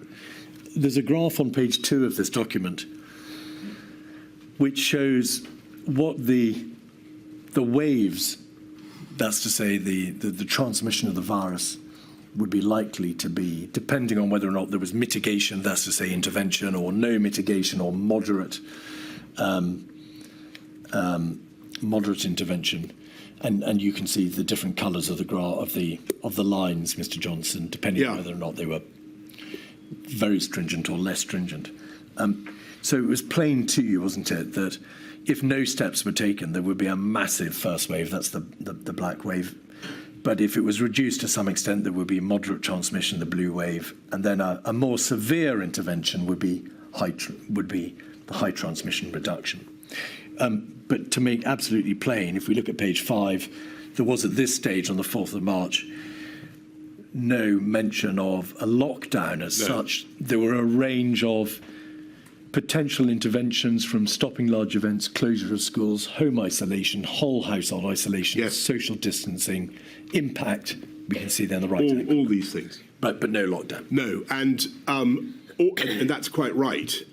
So this is the sort of the double hump graph that really became very influential in all our thinking, and indeed is what, I'm afraid, tragically, is more or less what happened.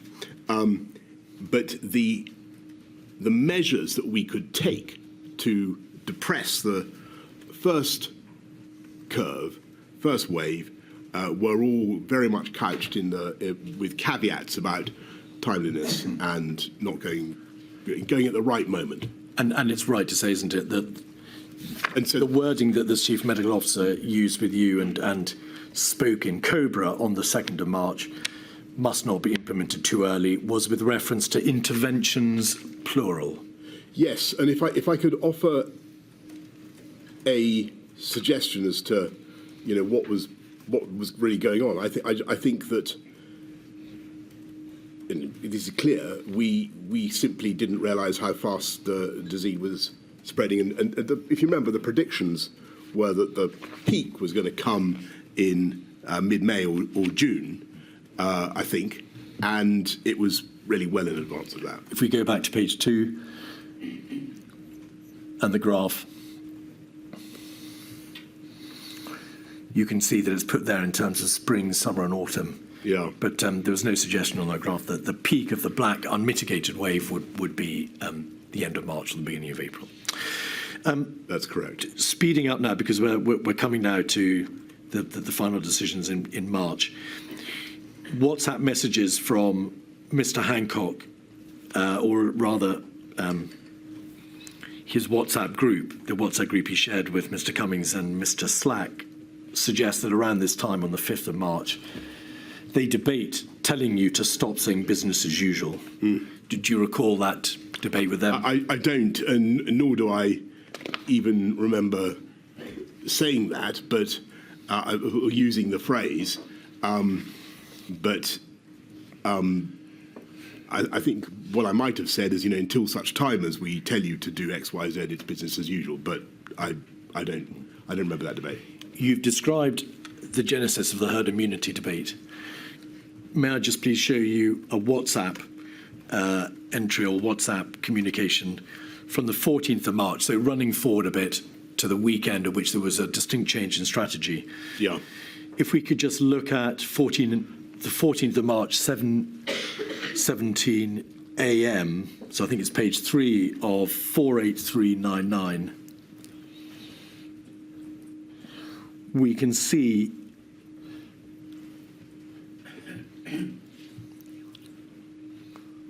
I'm not sure that's the correct document. 48399. Oh, yes, it is. Oh, yes. Thank you very much. So just to put in its context, Mr. Johnson, over the weekend, of which there was a change in strategy, there were repeated conversations between you all, of course, but you raised at this point the point of the impact of a herd immunity debate. And you make the point further down the page, I think it's at 649, 39. Yes, here's the problem with the herd immunity argument. So just very shortly, you've described to the inquiry how the herd immunity debate arose at the beginning of March, the 5th of March. It appears that you were still debating, or your advisors and you were still debating, the full meaning of and the nature and the extent of the herd immunity debate as late as the 14th of March.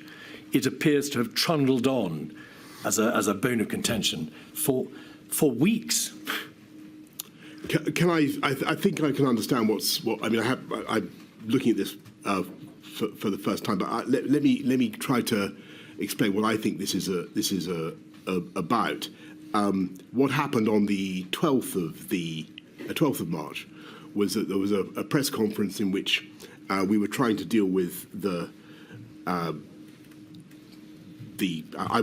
had to level with the public and say, I'm afraid a large number of people are going to lose their loved ones before their time, and it was a pretty grim press conference. And in that discussion, we were asked about how the way through, and I think Patrick said the idea was to flatten the curve, suppress the virus, with some measure of herd immunity by September being, I think, a good outcome, was what he said. And I think he also said something to the effect of, it might not be,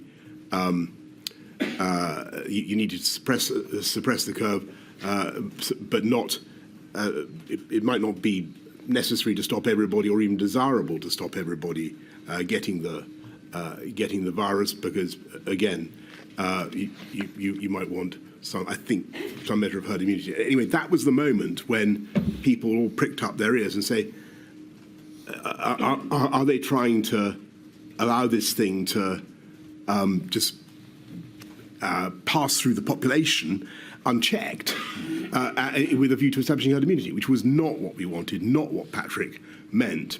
And we had to do quite a lot of work to clear it up, because our objective was to protect the NHS and save life, and to save life by protecting the NHS. That was our objective. Our strategy was to suppress the curve and to keep the R below 1 as much as we could. We were going to use everything we could to do that. Herd immunity was going to be, we hoped, a byproduct of that campaign, which might be very long and very difficult. At the same time, in Cobra on the 9th of March, in Sage on the 12th of March, in Cobra on the 12th of March, and in an interview that the Chief Medical Officer gave to the press on the 13th, there were repeated references to the need to delay the peak of the virus as opposed to suppressing it entirely because of the risk of an uncoiled spring, of it bouncing back, the second wave. If we could just have that document back, 48399 and 7:39:42 a.m., please, the 14th of March, probably page 3 of that document, 48399.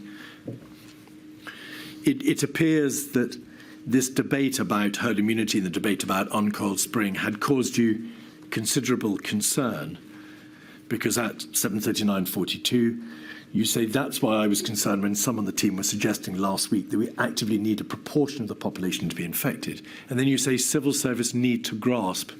What did you mean by that? So can't say exactly what civil servants I was thinking of in that context. I think probably what I mean is, look, we've set a hare running by mistake. I think Patrick, really did a huge job to try to clear it up. We all need to set the public's mind at rest and explain what we're doing. It's protect the NHS and save life, and that's the priority. Further down the page, 10:49:15. In fact, it's the 15th of March, page 6 of this document. You could be seen to be saying, given what's happened in Italy, we simply have no time. Yeah, and we can see that the 15th, 10:49. 15. There we are, 2/3 of the way down the page, 15th of March, we have no time. We've jumped forward, but that, of course, is the Sunday, the 15th of March, in the middle of all the debates that you were having with your advisors. Yes. All right. Just to finish off some other points which you've addressed, in relation to behavioural fatigue and you being told that the timing of implementation of interventions was vital. The evidence before the inquiry shows that the SAGE meeting on the 13th of March, that's to say on the Friday, you weren't, of course, an attendee at SAGE. No. Was told, and the minutes of the SAGE meeting make this plain, difficulty maintaining behaviours should not be taken as a reason to delay implementation. Ben Warner, your advisor, was present at that meeting, and he was reporting back to number 10. Were you told that, in contrast to what you've been told about the need for timing and behavioural fatigue and so on, SAGE was in fact saying by the 13th, don't take that as a reason to delay implementation? Well, in effect, yes, in the sense that that was the... And I wasn't told that particular detail about behavioural fatigue not being a reason to delay implementation. But what I was told was that we had a new data. We were at least, 5 to 7 days further on, possibly more, in the curve than we thought we were, and that the margin of manoeuvre that SAGE had seemed to think we had and was offering to us on the 12th. If you remember, they say then, there are 4 things you can do: self-isolation for 7 days if you've got any kind of symptoms. Though even that they say we could postpone till the Monday, the 16th. Then there's household isolation for 14 days. Then there's a couple more measures. Advice for the elderly, for the vulnerable, and then for those over 70s. And those last 3, they say can actually be put off for 1 to 3 weeks on the 12th. Then on the 13th, that's the key moment, really, because that's when I get called back on the Friday evening. I come back on the first thing in the morning, and you know the rest. On the 12th of March, there was a COBRA meeting, which you chaired, 56209. There is at page 6 a graph. Yeah. And now I remember looking at this. This page is entitled "What would the effect be on the NHS of interventions?" So this is what date is this again? This is the 12th of March, so it's the Thursday. Now, on the right-hand side, you can see graph A, no measures, so that's to say no interventions, and on the bottom right-hand corner, graph B, measures 1 and 2 implemented. 1 and 2 were 7-day isolation, and number 2 is household isolation. If we could scroll back out again, please. In both graphs, the red line, friable beds, and the black line, total NHS beds, make plain that whatever you do, unmitigated or mitigated through measures 1 and 2, the NHS will be massively overwhelmed. Yes. What did you make of that? I was bewildered, to be honest. I remember looking at that graph and thinking, in either case, we are facing an absolutely intolerable situation, and Although I clocked it, I thought, well, there must be a reason why we're not being told to go urgently. Maybe that reason is all the things that we've discussed. So I have to admit, and I think I say in my statement, that I think at this point there is a certain amount of incoherence in our thinking, because that graph makes it clear that things are going wrong, and that is cleared up the following day. You didn't yourself ask, firstly, what can be done to bring the blue... Now, this has been perhaps a very pivotal moment in Boris Johnson's evidence to the inquiry. To recap, we're looking at that period at the beginning of March 2020. Boris Johnson has been shown graphs showing that the NHS may well collapse. But at this stage, SAGE, the advisory scientific group, has not even come up with the word lockdown. The idea that people would be told to stay in their homes and not do any social interaction at all, it seems so alien to the political leaders and even to the scientists at this stage, that they're sitting there, and to use Boris Johnson's word, bewildered, not quite knowing what to do. A fascinating insight into those early days in March. Yes, and as we were talking to Pip Thompson, GB News presenter, earlier, there was a bit of a crackle in Boris Johnson's voice a little earlier when he was talking about those first couple of months when he was looking at Italy and looking at the hospitals being packed out and overflowing with patients, and the worry and the anxiety around what to do here. But it's very interesting, that point on lockdown. Lockdown wasn't in our lexicon at that stage. So obviously, with hindsight, it's very interesting. Lots of you getting in touch on this inquiry.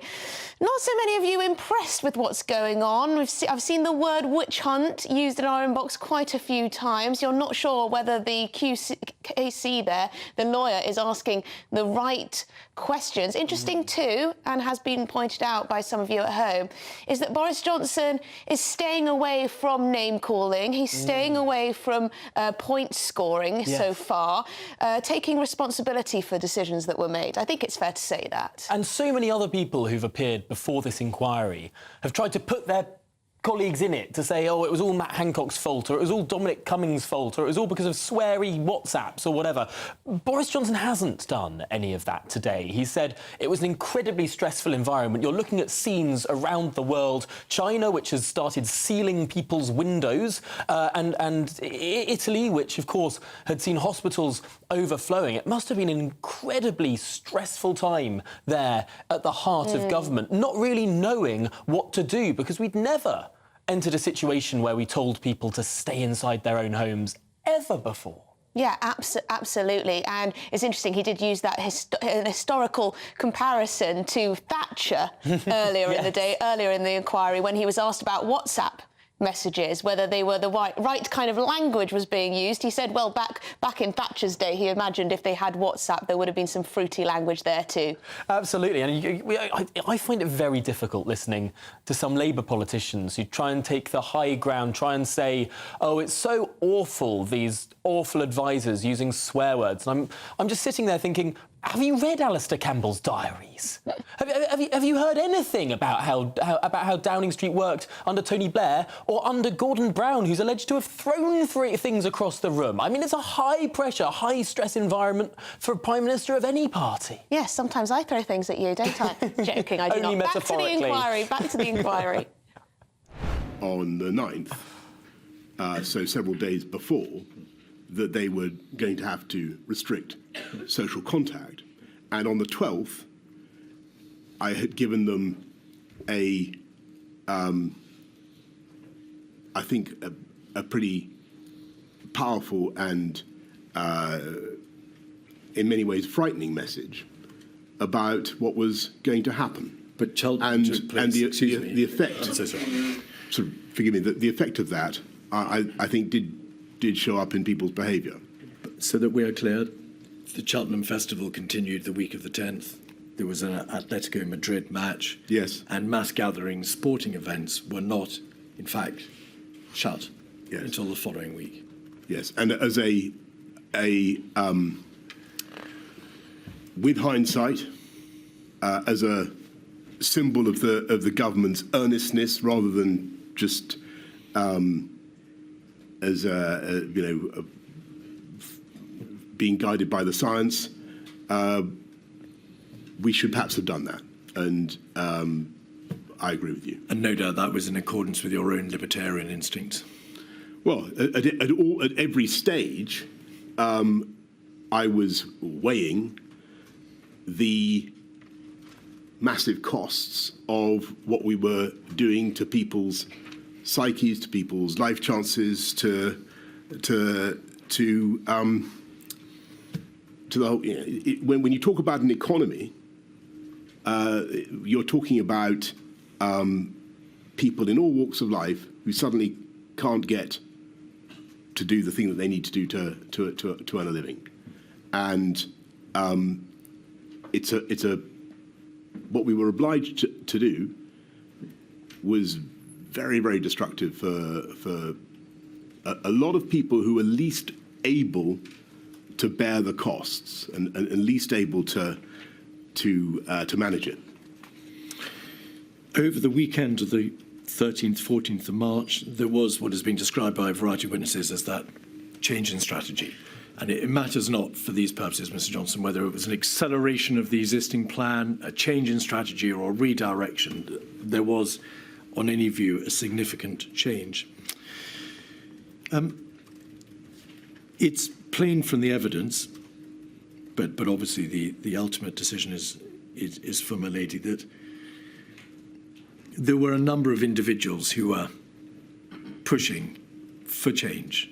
Mr. Cummings, with his colleagues, Ben and Mark Warner, and also Helen McNamara and Imran Shafi, all met on the Friday night, and with Mr. Cummings' whiteboard, they worked out that immediate, much more stringent measures were required to prevent the NHS from being overwhelmed.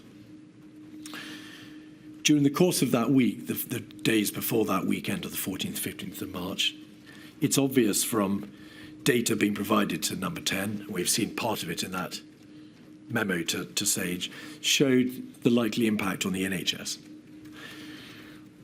Why wasn't the lead government department, the DHSC, responsible for public health, pushing you harder during that week to introduce the more stringent changes?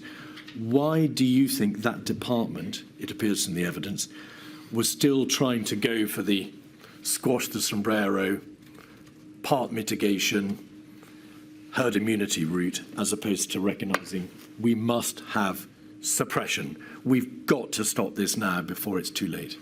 I think probably. So my memory of it is slightly different from that account, or maybe it might be the same. But what I felt happened was that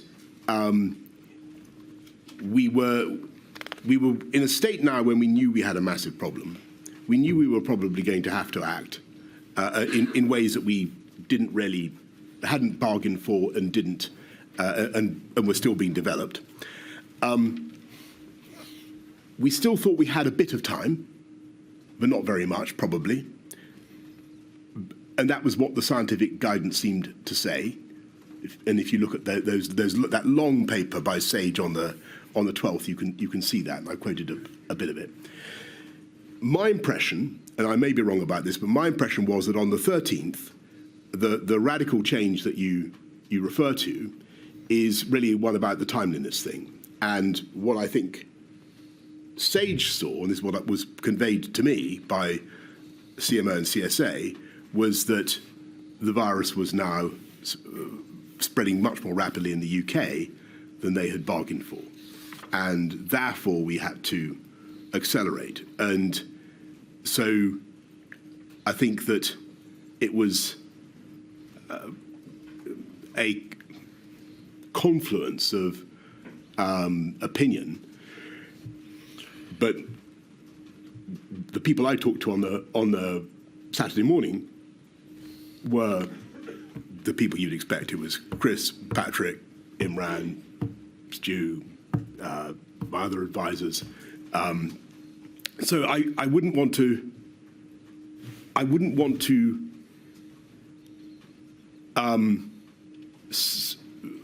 allow the inquiry to run away with the idea that it all would have sailed on had it not been for the intervention of Number 10. I think that Sage themselves on the 13th had seen very seriously and very clearly that something needed to be done. That was at any rate was my impression.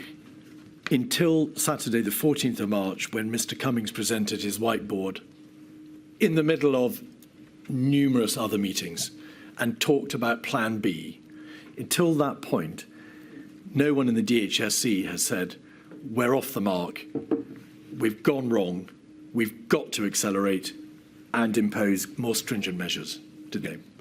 My impression is that the critical moment was indeed, as you say, that SAGE meeting when I think that a number of scientists, epidemiologists, looked at the data and said we are. I'm afraid we're off the pace here. And I think that was what happened. In his evidence to this inquiry, Mr. Hancock said that on that Friday, the 13th of March, he called you to tell you that there needed to be an immediate lockdown. Do you recall that call or not? I'm afraid I don't. But it's been a long time. In his witness statement, Mr. Cummings says at page 49, during the course of the Saturday, quote, the Prime Minister asked reasonable questions, including, why aren't Hancock, Whitty, Vallance telling me this? Do you recall that discussion? I remember them being there, but I might be. There was a meeting, well, there were four meetings. There was a meeting with Sedwell, Vallance, Whitty, then a meeting with Cummings, Reynolds, Shafi, Lister, Whitty, and a host of others. Then a follow-up meeting yourself with Mr. Cummings and the Warners. Then a second follow-up meeting, and then another meeting. You had a lot of meetings that day. Yeah. At one of them, Mr. Cummings says you turned to him and said, why aren't Hancock, Whitty, Vallance telling me this? Do you recall that debate? I think I don't recall it, but what's certainly possible is that I was alluding to. I was looking with, dismay at what was happening, dismay about what we were going to have to do, and reflecting that, this was not the message. I'm conjecturing. This is not the message that I've been having from them in the past few days. You don't recall? I don't recall saying that. All right. Let's have a quick look at one of the papers, the briefing on the COVID response that was put before you on the Saturday, 183889. This is the document which sets out the current plan and the proposed alternative plan. Briefing on COVID-19 response. There's a variant on the graph that you saw before, but you can see at the bottom of the page, current plan. If you could scroll back out again, we can see current plan and alternative plan at the bottom of the page. And in summary, is this correct, Mr. Johnson? Throughout that weekend of the 14th and 15th of March, there were multiple meetings. A variety of different people pushed for different speeds of intervention. We can see from the WhatsApps that some people said, go now. Other people said, we've got to move fast. But there was, in any event, a very real understanding that more had to be done, more stringent measures had to be imposed, and COBRA would have to consider all that on the Monday when it next convened. Yes. My impression was that what Ben Warner and others were doing, and I don't know about the differences in views, but what they were doing was trying to take the SAGE meeting of the previous day and really give to me the logical consequences of that. But only you could decide the strategies, and you decided, did you not, by the Sunday night when you called Sir Patrick Vallance and Sir Chris Whitty to another meeting, you decided that the alternative plan would have to be followed, and you gave, as we'll see in a moment, a number of directions as to what needed to be done. Yes, I mean, it was absolutely clear by the Saturday that we had to act, and we were out of time. The inquiry needs to ask you this: to what extent did you appreciate by the Sunday night that a lockdown decision, a stay-at-home mandatory order, was inevitable? It obviously wasn't imposed until Monday, the 23rd of March, and during the course of the week, there were a great deal many complex, extremely complex operational issues to circumnavigate. A shielding system having to be built effectively from scratch, getting hold of data from the NHS. We can see there were real issues about the preparedness of the Cabinet Office around that time, from Mr. Cummings's WhatsApps that refer to cab off being terrifyingly shit, no plans, totally behind the pace. Was it a question, A, of you deciding that there had to be a lockdown, but that time would be needed to put it into place, or B, you would start the arrangements which could accommodate a lockdown, but that decision wouldn't then be taken for another week? I think that looking at the graphs, I was reconciled, or getting increasingly reconciled, to the fact that we were going to have to do a huge amount more to suppress the virus. And I, just to get back to an earlier point, this was not something we'd done for a country that had been through. It was hard to get one's head round. The legal complications were enormous. How to do it, as you rightly say, Mr. Keith, that all that needed to be worked through. We had started the bill a long time ago. I mean, 5th of February we start the coronavirus bill. But I think my state of mind then is I'm now more or less in virus fighting mode. I'm thinking we this is there's absolutely nothing. We've got to throw that. We've got to sort this out. And so there's then a series of things that we do leading up to the 23rd. But you weren't entirely in virus fighting mood. If we look at 273, 872, page 55, we can see part of the seemingly perennial debate in your own mind as to what should be done. Mr. Cummings asks Lee Kane if you could just scroll into that screenshot. Get in here, he's melting down. Yeah. Richie saying bond markets may not fund our debt. He's back to Jaws mode.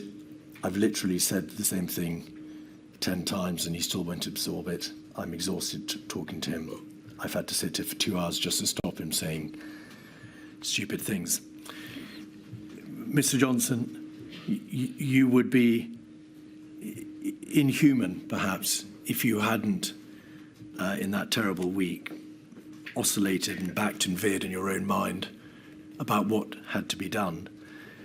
But is it fair to say that you made your doubts and your oscillation clear to those around you? I think it was my job to address all the consequences of what we were doing and to test the policy, which I was, as you can see, determined that we deliver and get on and do. And it was, even though it was a completely novel policy, absolutely a dramatic thing to do.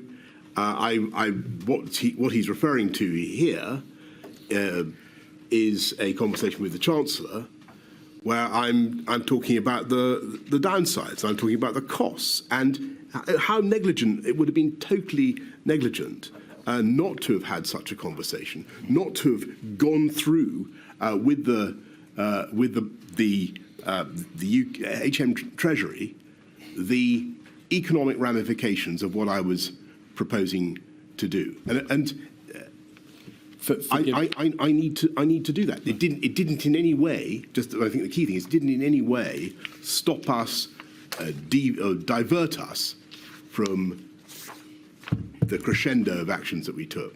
Forgive me. The suggestion is not being made here that you, having reached a view on public health grounds, took yourself off to speak to the Treasury and see what arguments needed to be made properly on behalf of the economic consequences that would ensue from a lockdown. It is that your own decision-making, your own judgment backed and veered, and that by implication, this is a poor example of leadership function. You couldn't make up your own mind as to what should be done. On the contrary, I've made up my mind. We are getting on and doing it. We are not being diverted. I've got the Chancellor of the Exchequer with me, saying that there's a risk to the UK bond markets and our ability to raise sovereign debt.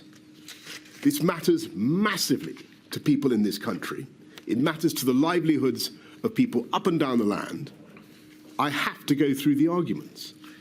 And that is what I was doing. At 146636, page 92, your own private secretary, Imran Shafi, recorded in his notebook that on Thursday, the 19th of March, the same day, in fact, as those communications, you said, "We're killing the patient to tackle the tumour, large people who will die. Why are we destroying everything for people who will die anyway soon? Bed blockers." Is that not indicative of an absence of consistent position by you and a clear decision that on the basis of the scientific advice that you had received, these stringent interventions were necessary? No, it's an indication of the cruelty of the choice that we faced and the appalling balancing act that I had to do throughout the pandemic. And in order to what, if I said something like that, what I was saying, which is the truth, which is that in order to drive down the virus, to stamp out the virus, you have to do things that are going to be very damaging in all sorts of other ways. Perhaps it's not. It wasn't designed to be publicly broadcast, but I was trying to find a way crisply to summarise what I saw as part of the problem, and I needed people to, and I think, by the way, that what I hope the inquiry will be able to do, I needed people to be able to do a faster reckoning of the benefits, the impacts of the MPIs and the costs at the same time. As for the reference to so-called bed blockers, that is, I assume this is the 19th of March, is it? Yes. And well, we've only a couple of days previously decided to do the March discharge strategy, and the issue there is that we're facing a crisis in that we only have about 100,000 beds in the NHS and in the acute sector, and plainly, sadly, many of those were delayed discharge patients, and we needed to sort that out. Two other issues in relation to the Thursday and the Friday. On the 19th of March, that Thursday, you had a meeting with a newspaper proprietor. Mr. Cummings has suggested that that meeting, which appeared in your diary as a personal social matter, was not perhaps the best use of your time in the middle of this crisis. Well, I can't remember exactly what happened at that meeting. It was a very brief meeting.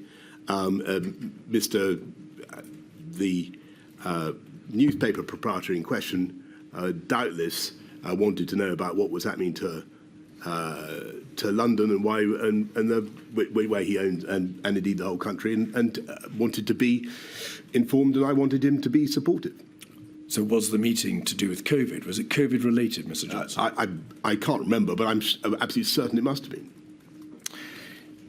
On that Thursday and Friday, there was then debate also, wasn't there, about whether or not, in light of the figures showing that the NHS in London would be overwhelmed sooner, there might have to be a lockdown for London first before the rest of the country. But that debate resolved itself, didn't it, when it became apparent that there was little point in locking London down if the rest of the country was going to be locked down just a matter of days thereafter. Yeah, that's exactly right. Yeah. All right.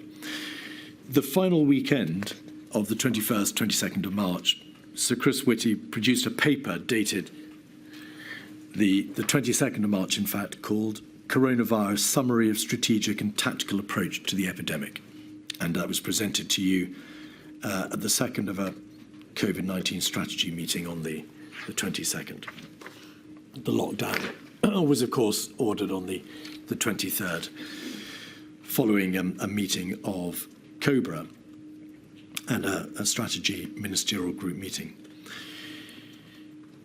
The material put before you, Mr. Johnson, over that weekend shows that whilst there were some positive trends, the level of compliance by the population in relation to the measures which had previously been imposed on the 16th and 20th of March failed to reach the necessary 75% required to have some degree of certainty that the R number could be brought below 1. Is that a fair summary? Yeah, that's completely right. And I remember, I think, Patrick making points about there being too much social mixing in parks and so on. Now, obviously, the schools had been shut from the 20th. You had directed the closure of non-essential retail and leisure outlets and everything else on Friday the 20th. Yes. A few days before, on the 16th, you'd had the first set of interventions.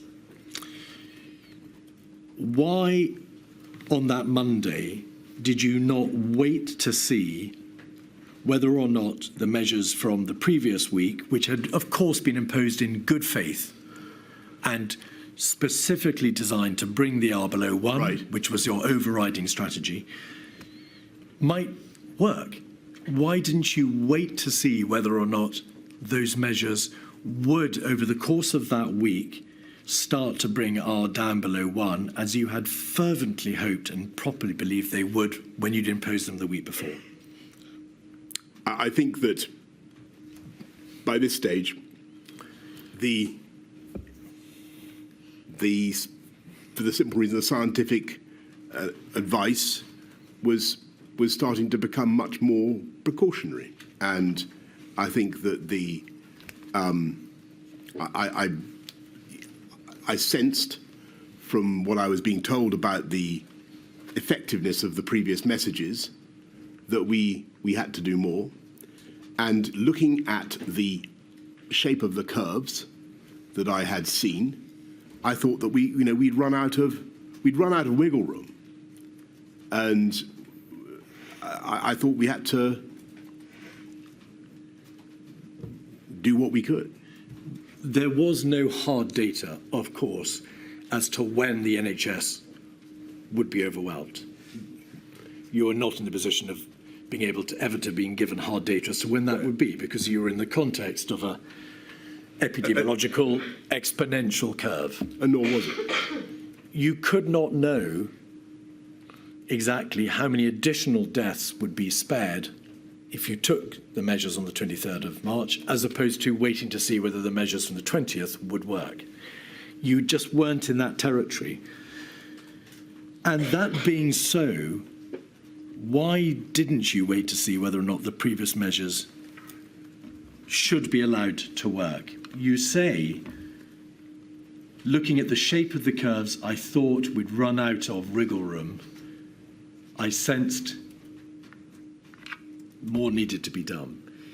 That was a very, and this is the suggestion to you, a very uncertain foundation upon which to order the ultimate sanction, the mandatory stay-at-home order. I accept that. I think that, I'm troubled by the decisions that I took for all sorts of reasons, and none of them, as we said at the beginning, were easy. I've been, the government clearly, from some quarters, gets criticised for going ahead with a lockdown, and as we were discussing earlier, the very word lockdown doesn't really appear in government vocabulary until the 14th. But we did it completely on the 23rd. I think it was really a measure of my anxiety about the curve. It seemed to me that I no longer had the luxury of waiting. It was over. We had to what I was hearing from the scientists, my sense that probably they were right to be doubtful about the efficacy of the measures. I had a hunch that might be correct. I couldn't know. I thought we could know.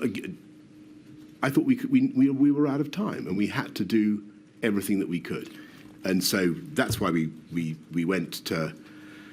We closed schools on the Friday. We closed non-essential retail, and then we do the stay at home on the Monday. But on the Friday, when you closed the schools and you shut the retail, you weren't at that stage. You hadn't at that stage already determined that there would be a lockdown on the Monday. That decision was only made in light of the information over the weekend about levels of compliance. I think that that's correct, isn't it? I think that's probably true, but I think that my general sense of where we were likely to be going had changed, and I thought that we were going to have to do whatever it took.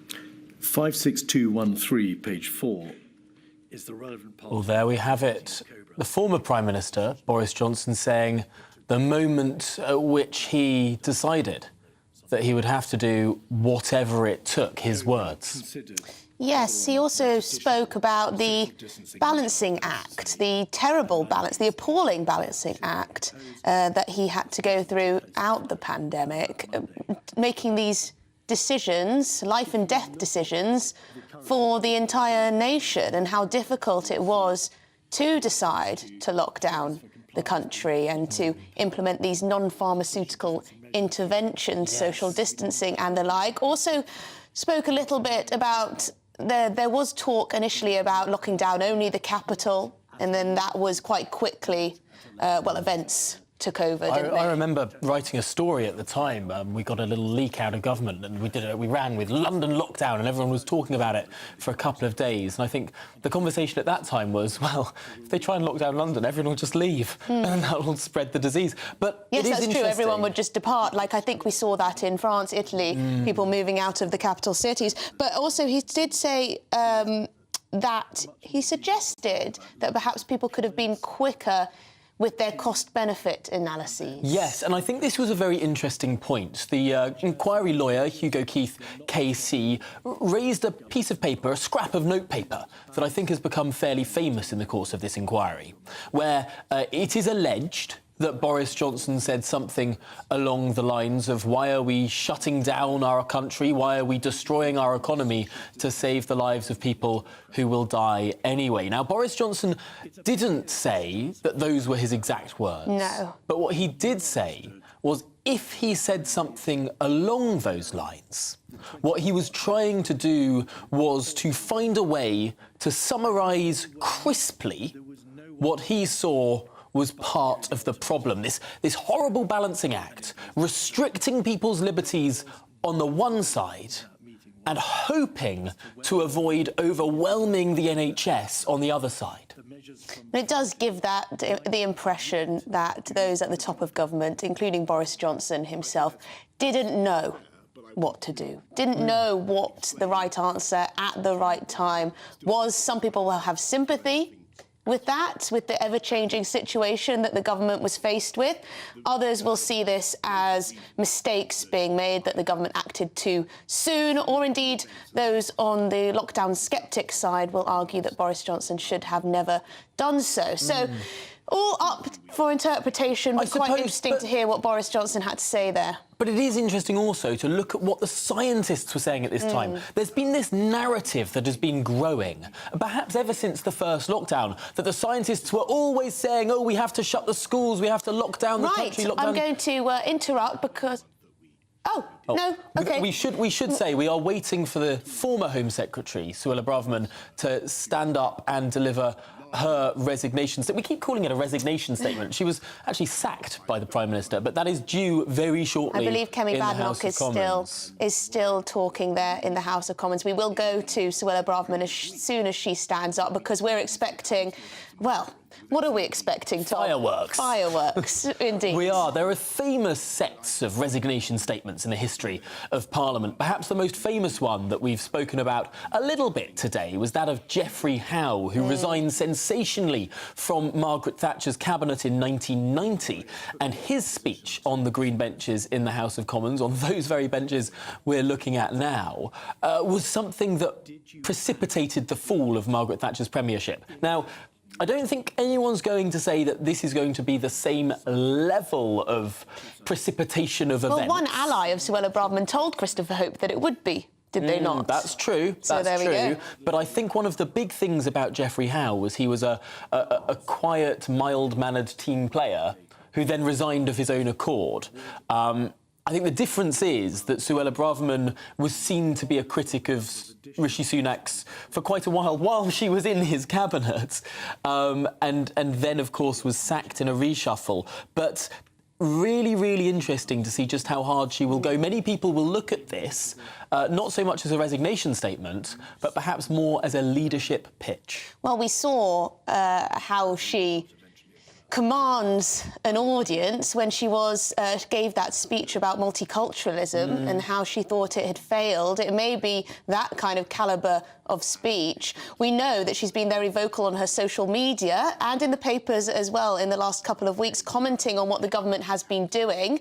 Well, she's been out of her position, so on legal migration and on illegal migration, she does not believe the government is willing to go far enough when it comes to clamping down on both those areas, both in terms of stopping the boats and in terms of getting those record levels of migration down. And it was interesting at Conservative Party conference in Manchester at the end of September.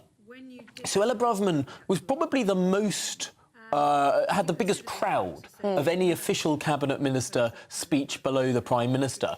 It was fascinating to see that atmosphere amongst activists. I think you can't really overstate the popularity of Suella Braverman within a certain section of the electorate. Now, there are questions in terms of how high Suella Braverman's ceiling of support goes, but among those who support her, they do so ferociously, and that is a powerful base with which to build upon in any sort of leadership election that might well take place after the next election. Right, we're just going to nip back to Boris Johnson and we'll bring you Suella Braverman as soon as she stands up. In the UK of the kind we'd seen in Lombardy was very real, and thank heavens that did not happen, thanks to the amazing work of the NHS and, you know, as I said right at the beginning, hundreds of thousands of people. But I felt I had to do what I could to give them the best possible chance, and I had no other tool, literally nothing else. Thank you. And is that why, Mr. Johnson, examination of the COVID-19 strategy ministerial group meeting on the Saturday, the COVID-19 strategy. We are going to head straight to the House of Commons because Suella Braverman, former Home Secretary, is standing. She's speaking now. Makes a speedy recovery. Madam Deputy Speaker, serving in Cabinet for just under 4 years has been a true honour. And I'm thankful for the opportunity and grateful to the many civil servants and ministers with whom I worked. We achieved a great deal in the last 12 months. Landmark legislation in the Public Order Act and the National Security Act. 20,000 new police officers, more than England and Wales have ever seen before. One of the largest ever pay rises for the police. Greater powers to dismiss rogue officers, and a review of the legal protections to empower our brave firearms officers. But, Madam Deputy Speaker, I want to talk about the crisis on which I spent more time working than any other. Mass, uncontrolled, illegal immigration. We are all here familiar with the problem. Tens of thousands of mostly young men, many with values and social mores at odds with our own, pouring into our country day after day, month after month, year after year. Many come from safe countries. Many are not refugees, but are economic migrants. All have paid thousands of pounds to criminal gangs to break into Britain. All have come from a safe country, France, who, let's face it, should be doing so much more to stop them. This is putting unsustainable pressure on our public finances and our public services. It's straining community cohesion, jeopardising national security, and harming public safety. The British people all understand this, Madam Deputy Speaker. The question is, does the government? And will it now finally act to stop it? The Prime Minister, rightly, committed to doing whatever it takes to stop the boats. And he should be commended for dedicating more time and toil than any of his predecessors to this endeavour. And unlike the Leader of the Opposition, who would rather bury his head in the sand, he has actually advanced a plan. We made some progress during my tenure as Home Secretary. The overall crossings have fallen by 30%. The number of illegal Albanian arrivals down by 90%. And we were starting to close down asylum hotels. But, Madam Deputy Speaker, crossings are down is not the same as stopping the boats. And as Home Secretary, I consistently advocated for legislative measures that would have secured the delivery of our Rwanda partnership as soon as the bill became law. Last summer, following defeat in the Court of Appeal, I advised that we should scrap rather than continue passage of the Illegal Migration Act bill in favour of a more robust alternative that excluded international and human rights laws. When that was rejected, I urged that we needed to work up a credible Plan B in the event of a Supreme Court loss. Following defeat in the Supreme Court, the Prime Minister has finally agreed to introduce emergency legislation, and I welcome his decision. But, Madam Deputy Speaker, it is now 3 weeks on from that judgment, and we are yet to see a bill. I'm told its publication is imminent, but we are running out of time. This is an emergency, and we need to see the bill now. Madam Deputy Speaker, my deeper concern, however, relates to the substance of what may be in that bill. Previous attempts have failed because they did not address the root cause of the problem. Expansive human rights laws, flowing from the European Convention on Human Rights, replicated in Labour's Human Rights Act, are being interpreted elastically by courts, domestic and foreign, to literally prevent our Rwanda plan from getting off the ground. And this problem relates to so much more than just illegal arrivals. From my time as Home Secretary, I can say that the same human rights framework is producing insanities that the public would scarcely believe. Foreign terrorists we can't deport because of their human rights. Terrorists we have to let back in because of their human rights. Foreign rapists and paedophiles who should have been removed but are released back into the community only to reoffend. Yep, because of their human rights.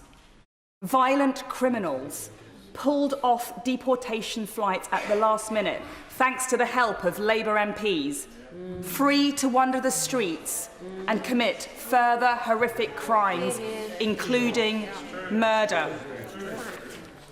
Protesters let off the hook for tearing down statues and gluing themselves to roads. And our brave military veterans harassed through the courts some 40 years after their service. Madam Deputy Speaker, it is no secret that I support leaving the European Convention on Human Rights and replacing the Human Rights Act with a British Bill of Rights that protects the vulnerable and our national security and finishes the job of Brexit by extricating us from the foreign court and restores real parliamentary supremacy. But I accept that the government won't do that and that it is a debate for another day.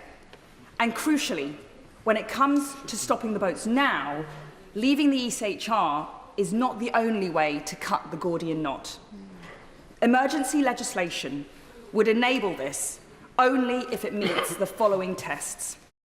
Firstly, the bill must address the Supreme Court's concerns about the safety of Rwanda. Secondly, the bill must enable flights before the next election by blocking off all routes of challenge. The powers to detain and remove must be exercisable, notwithstanding the Human Rights Act, the European Convention on Human Rights, the Refugee Convention, and all other international law.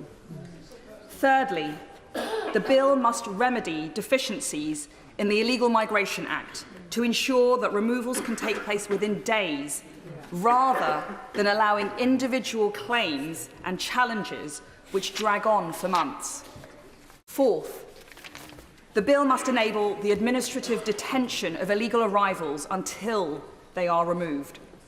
And just as we rapidly built Nightingale hospitals to deal with COVID, so we must build Nightingale-style detention facilities to deliver the necessary capacity. Greece and Turkey have done so. Greece and Turkey have done so.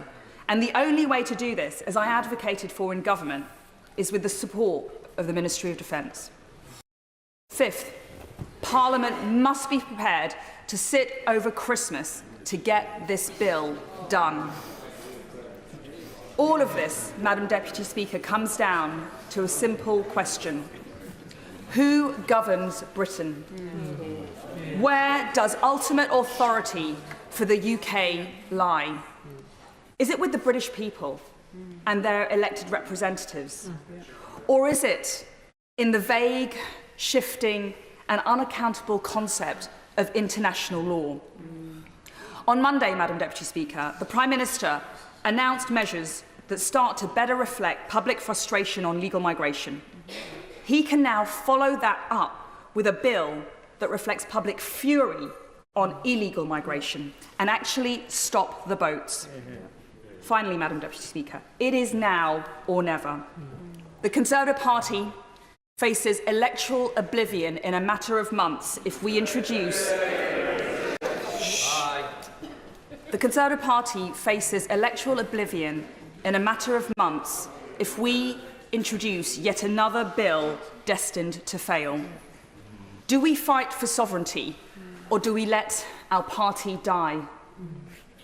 Now, I may not have always found the right words in the past, Madam Deputy Speaker, but I refuse to sit by and allow us to fail. The trust that millions of people placed in us cannot be discarded as an inconvenient detail. If we summon the political courage to do what is truly necessary, difficult though it may be, to fight for the British people, we will regain their trust. And if the Prime Minister leads that fight, he has my total support. Thank you.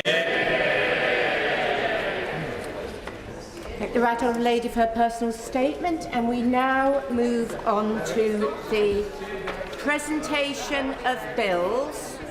I will allow those who wish to leave to do so.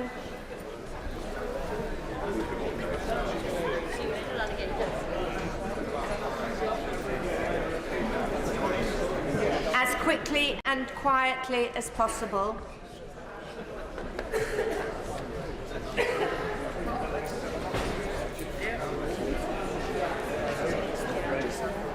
Resignation speech there in Parliament, hugely anticipated, laying down the gauntlet really. The strongest comment at the end, it is now or never. The Conservative Party faces electoral oblivion if we introduce another bill that does not work. A 5-point plan. Thank you for joining me. I'm Martin Daubney, here between 3 and 6 p.m, cutting into the show live now. Braverman basically breaking ranks. Rishi Sunak avoided facing this speech. He claimed to have a G7 meeting on Israel and Hamas. How convenient, some might say. The Tories seem to be manoeuvring, that's for sure. Meetings later this evening of the Common Sense Group, the European Research Group, and the New Conservatives. Rumours of no confidence letters being given in also on Rishi Sunak. Are we seeing the beginnings of an implosion of a Tory revolt? Now, if that happens, some might say about time. Well, I'm joined now by political editor Christopher Hope. Chris, dramatic stuff there, Chris, from Suella Braverman in Chamber. No punches being pulled whatsoever. Yes, Martin, totally. That was at the end there was what we were waiting for from Suella Braverman. She says that it's now or never. The Tory party faces electoral oblivion in a matter of months if we introduce yet another bill which is destined to fail. Do we fight for sovereignty or let our party die? That is extraordinary remarks there from the former Home Secretary on the floor of the House of Commons. I know that senior figures in the Home Office agree with her that if this new Rwanda bill, which we are expecting within 24 hours, doesn't do the job and ensure that these people arriving here illegally can be transferred to Rwanda to be processed, then there'll be a real problem here. And this is why I think that it is now a moment of choice here for many in the Tory party. Earlier we heard from Kemi Badenoch gave quite a strong statement there about transgender issues. There's a feeling, isn't there, that these so-called possible leaders from the right wing of the party are starting to show the MPs what they've got in them. I think that Suella Braverman's speech is perfectly timed because we are expecting this Rwanda bill to drop very soon. And when that happens, Tory MPs from the ERG, the Common Sense Group, New Conservatives have formed a group called the Star Chamber to go over it line by line. For many, it's a test on whether Rishi Sunak understands the need to deal with this issue or is just merely going to play lip service to it. He talks a big game, Mr Sunak, notably on the visit to Dubai last week, COP28, when I was lucky enough to be with him. Can he deliver there on the ground? Can he actually take on the left in his party who are concerned about ignoring elements of the ECHR? The rumours overnight are that he's been got at by David Cameron, Lord Cameron of Chipping Norton, the new Foreign Secretary. He told the Lords yesterday that when he was at PM, he was able to get round a ban get round giving the ECHR saying he must give votes to prisoners by merely ignoring it eventually. And he wondered, the feeling is that maybe Mr Cameron's moderate view of conservatism has now got at Mr Sunak, and that's why the right wing of the party is so concerned. They've got no one at the top of government now, they would say, representing their interests. And there is talk, loose talk, of letters of no confidence going in the Prime Minister. I don't think that will lead to a challenge to Mr Sunak, but what it might lead to is maybe if they go above the 50 or so letters required, it could lead to a vote of no confidence in him, which the right will hope will reorientate him back to where they think the votes are, where the Tory party should be. But there's a real moment there in Parliament, definitely testing the Prime Minister to say, if he takes the right steps, Ms Braverman is saying, I will follow him. But the big word is if. Chris, Suella was saying a lot of things that a great many people watching the show will completely concur with. Tens of thousands of mostly young men, many with values and social mores at odds with our own, pouring into our country day after day, month after month, year after year. Many come from safe countries. Many are not genuine refugees, but economic migrants. All pay a criminal gang thousands of pounds to break into Britain. Strong words, but these aren't extreme views. These are actually what millions and millions of people agree with. Braverman's making a play here, is she, for a future leadership campaign? Oh, no question. But she's staying on topic, to be fair to her. There was talk earlier from the MP allies told me they expected it could be a Geoffrey Howe moment. The moment when, of course, Geoffrey Howe in 1990 likened Margaret Thatcher to a cricket captain who broke the bat of a batsman going out to face hostile deliveries on the cricket square. Well, that hasn't happened. It's been merely Ms Braverman making very clear her position on the price the PM needs to enact to get her support. The PM may not worry about that. He's on a G7 phone call right now with world leaders discussing matters of state, big, important matters of state, the war in Gaza, the battle with Hamas, with Israel. That's the world stage. That's what the PM should do. That's the day job. But this is Suella Braverman reminding him that he's got to take some tough choices here. Will he have the almost the cojones to take on the left in his cabinet, to take on those who worry about cocking a snook at the European courts and saying, no, we are going to have sovereignty here. If someone arrives here illegally, we'll take them to Rwanda for processing, because Tories tell me they think there's a real chance here to drive the party's polls up against Labour, because Labour's answer is pretty weak. They simply say that if they became into government, they would then work more closely with foreign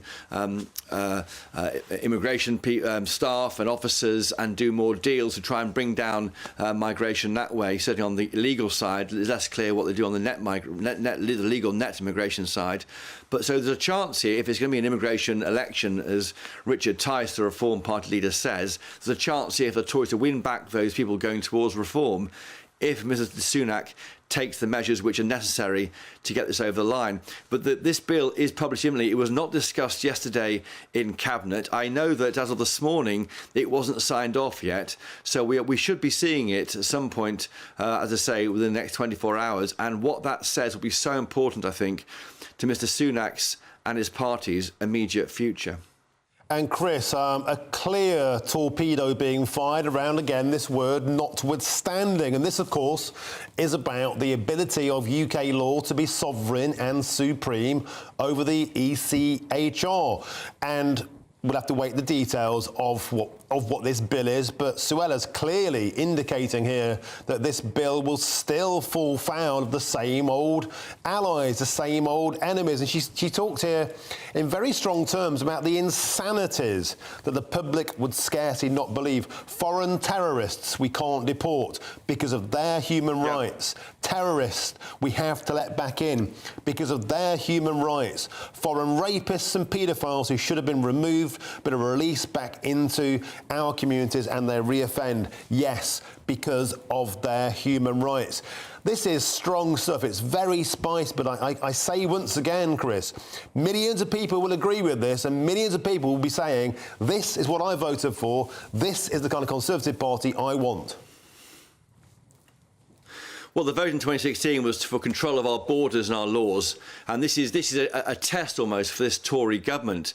But there are no questions of feeling at the very top of the Home Office, have it on very good authority. They feel that Rishi Sunak, the team in 10 Downing Street, don't understand what they're seeing day to day. They are coming up against people, the immigration issue, criminals, the rest of it. They are seeing it in plain light as day what many communities feel. They feel they're at one with those feelings that you described there in communities, feeling that their public services are being they can't get access to them because of the numbers of migrants. The Home Office feel they can see it.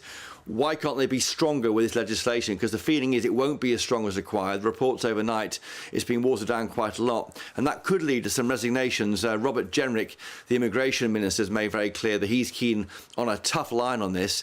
If it doesn't happen, he may be resigning. And I think that's why it's such a big week for the Tory party to get this right in terms of helping the party's lamentable poll ratings and also taking action to finally deliver on this Rwanda plan. Since it was first announced a year, 5 months and 21 days ago, Martin, around 64,000 people have arrived across our southern border by small boats. I think 3 Home Secretaries have been to Rwanda, and that's it. And that is not a successful policy. The idea is not working.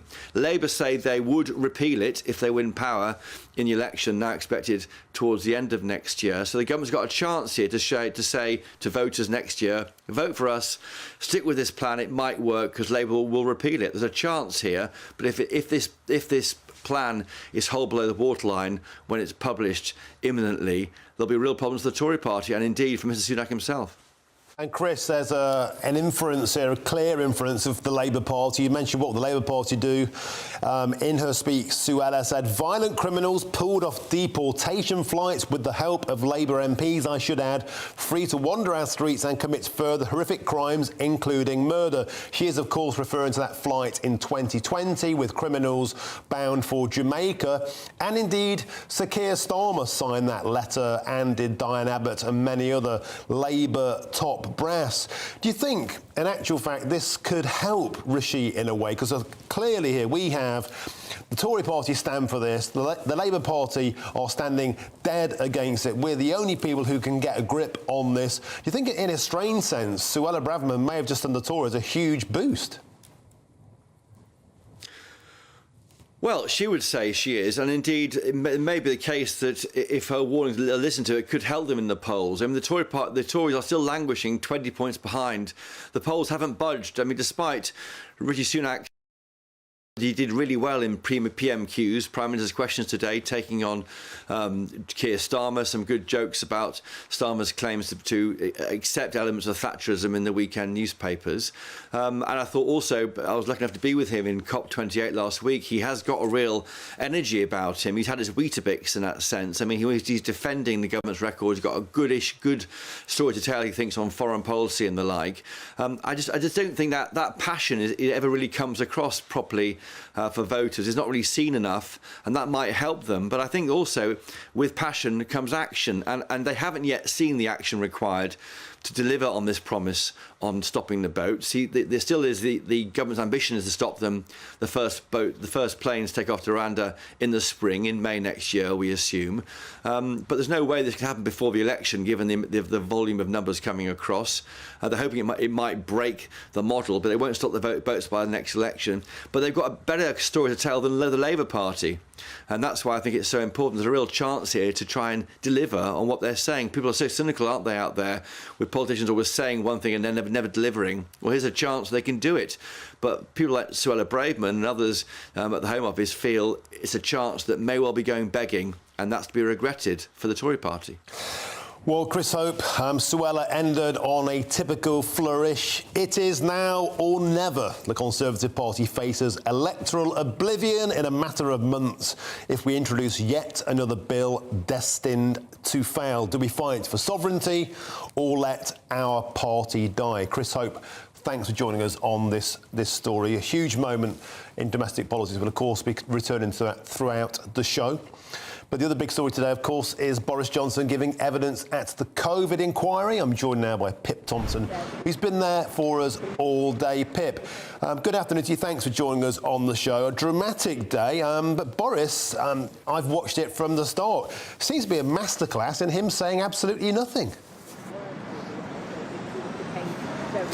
Good afternoon to you, Martin. Well, this afternoon he has been explaining his decision to order the country to lock down on Monday, March the 23rd, 2020. He kept saying repeatedly that we'd run out of time and we'd run out of wriggle room. He said the thing, as in the virus, was too big and the curve was too aggressive. He said that locking down was our best shot at protecting the NHS and saving lives. lives. What was interesting was Lady Hallett, the chair of the inquiry. She actually intervened at this point, and she asked Boris Johnson if he ever considered the argument against lockdown. This is what he had to say there. I did, and I mean, I didn't. I'm afraid to say at that stage I gave it pretty short shrift, because I thought that my job was to protect human life, and that is the number one duty of government. And I thought that if the NHS was overwhelmed, then the risk of truly tragic scenes in the UK of the kind we'd seen in Lombardy was very real. And thank heavens that did not happen, thanks to the amazing work of the NHS and, you know, as I said right at the beginning, hundreds of thousands of people. But I felt I had to do what I could to give them the best possible chance, and I had no other tool, literally nothing else.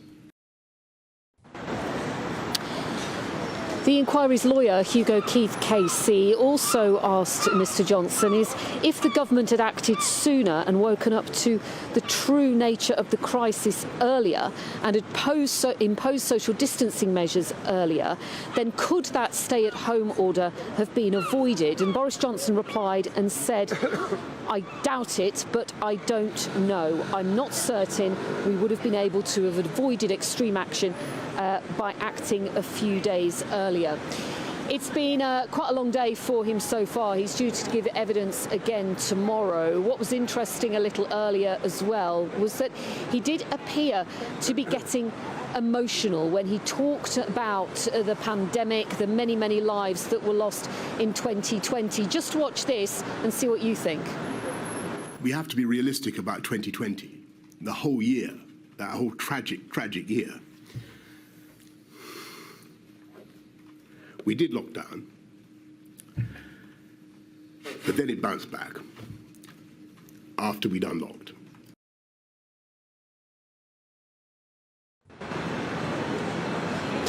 The inquiry has just resumed after a 50-minute break. We can take you to it now. Exacerbated the economic impact of the lockdown. In your communications with your colleagues on this subject, did you in July say this, in July 2021, looking back to 2020, yes, I arguably cocked it up last time with finger wagging to everyone to get on and do some work. Do you recall saying that, expressing regret a year later that you had got the work from home if you can, but go to work if you can't work from home message wrong? I think that it was a very difficult time as we came out of, I mean, the whole thing was unbelievably difficult, but as we came out of lockdown in the summer of, early summer of 2020 for the first time, that, you know, some areas remained under a lot of restrictive measures. I felt strongly that the people had made such a sacrifice to get the R down that we must try to allow people some freedom. And I wanted the the benefits of the exertion, as it were, the effort to get the R down to be felt throughout the country, for people to be able to do things again. And I think it's probably true that I wanted to see people back back at work, and I think that psychologically, emotionally, a lot of people were in a very different place, and they felt that they'd seen a terrifying pandemic. They were still very apprehensive, and they didn't want government lecturing them about what to do. And so that's probably what I'm getting at. Was the speed of the release very hard to gauge? Very. In Sir Patrick Vallance's diaries, 273901, at page 66, he describes you as being very bullish and wanting everything to be released sooner and more extremely than we would. By we, he means the scientists. And then page 92, in the context of a meeting with the Prime Minister, actually having a discussion about letting it rip. 624 on the 12th of July, Prime Minister still wants to push opening too fast. And if you just pause there, then on 94215, which is a WhatsApp group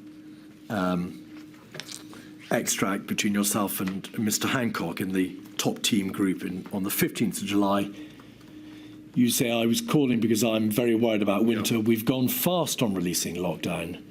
I'm getting no traction on doing what's needed to protect the NHS. Cases in track and trace are starting to rise. Of course, that's dated the 15th of July, by which time the NHS track and trace system was up and running.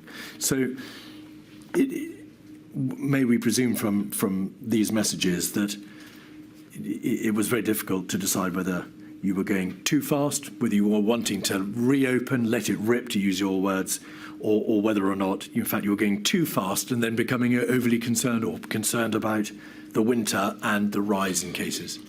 Yes. Well, so first of all, on this, the WhatsApps with Matt here, I think you've got to remember that this is a cabinet minister also thinking about his budget.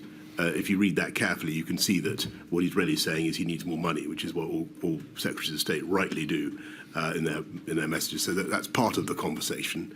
But clearly, the issue was that I think I always realised, and certainly nobody disagreed with me, that when we came out of lockdown, when we went into lockdown, as Patrick said in that first important press conference on March the 12th, you can push it down, but with an unimmunised population, it will bounce back. And so I always knew that throughout the summer we were basically in remission, as it were, and that the thing would come back. And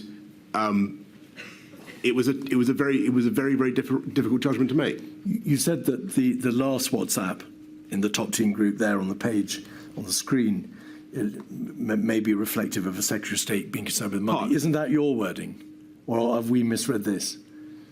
This is you saying I'm very worried about winter, and him saying what's the evidence on rising new cases, or is it the other way around?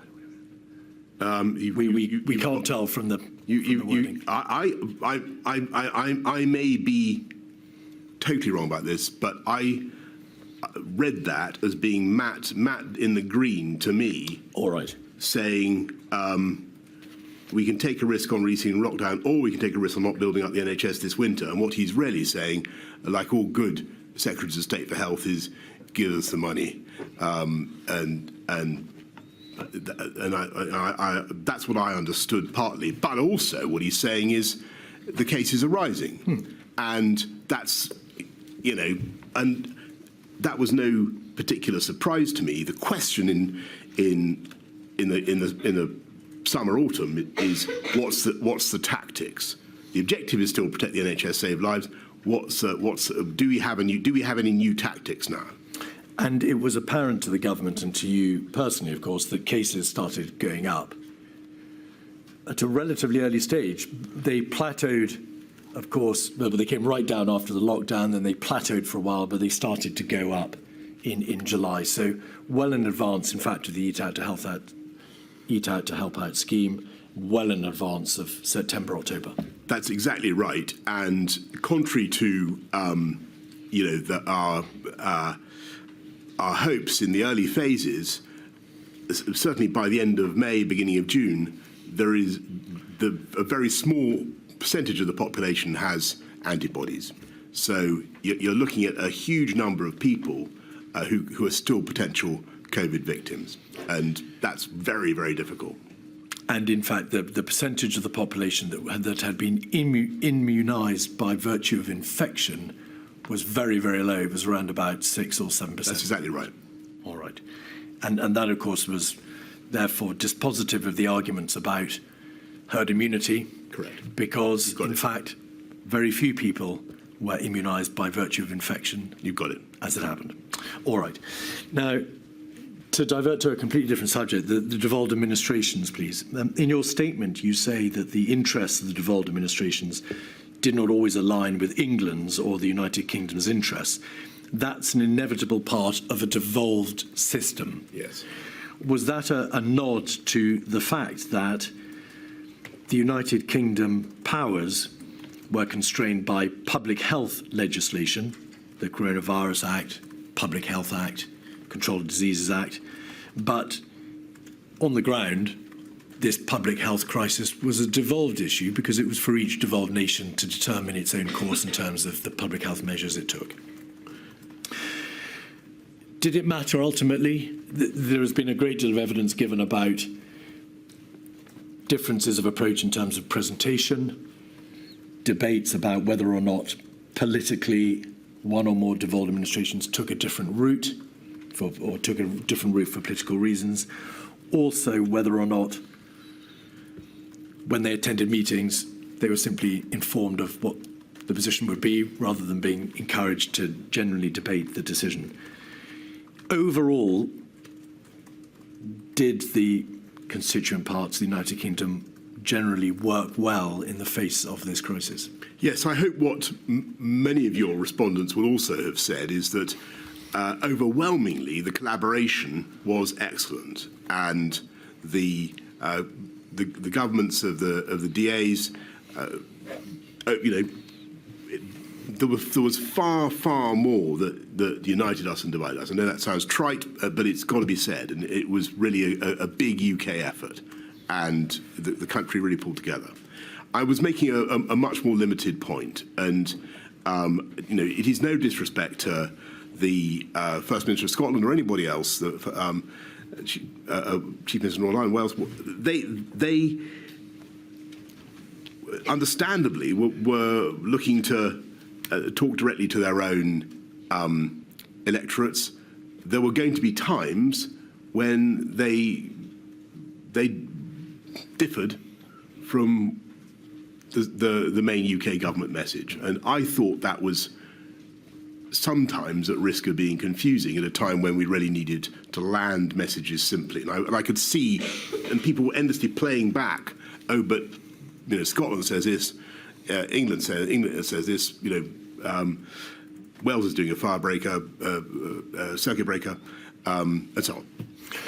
You didn't, I think, perhaps help yourself, though, Mr. Johnson, in this debate, because emails between Mr. Cummings and Helen McNamara show that Mr. Cummings said the PM's view and mine on Cobras, this was in the context of debate about who should attend Cobra, is they're hopeless as decision-making entities and actively cause trouble for communications because some attendees at Cobra, and Mr. Cummings had in mind the devolved administrations, leak immediately afterwards.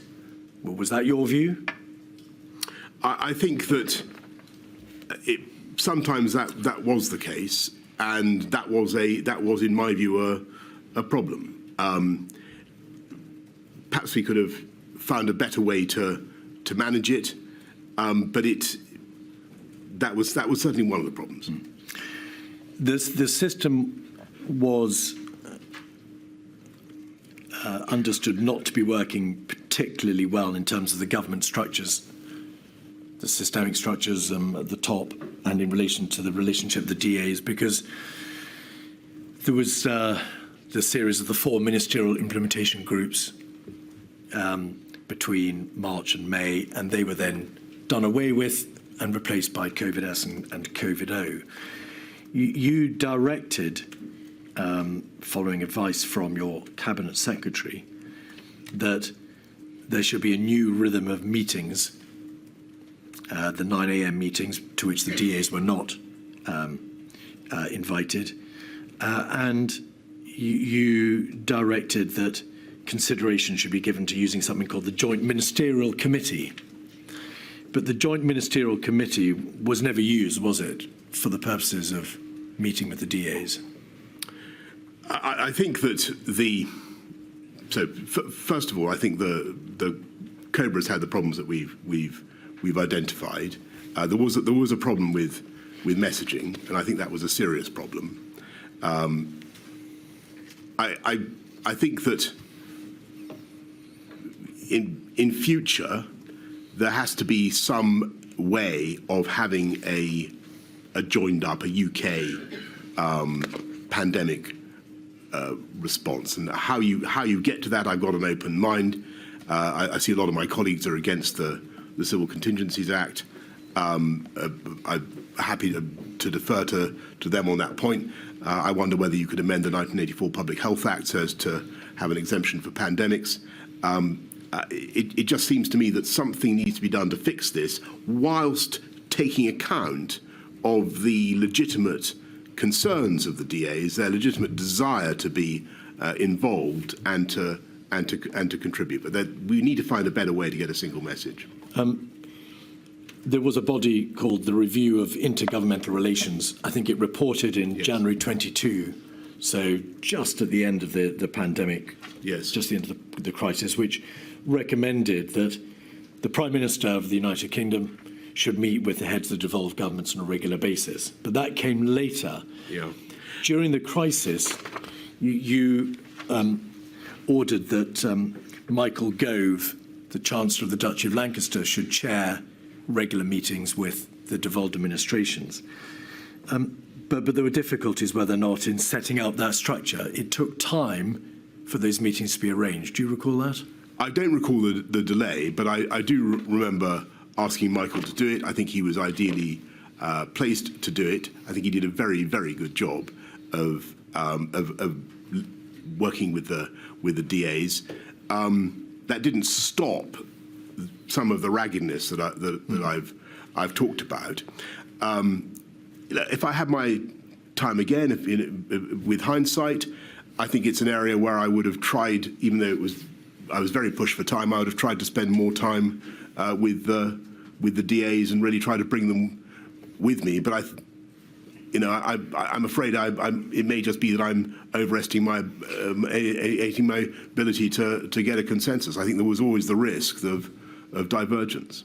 Well, you may, with respect, be misrepresenting your true views, because in your statement you said it is optically wrong in the first place for the United Kingdom Prime Minister to hold regular meetings with the other DA First Ministers. I happen to think that's also true.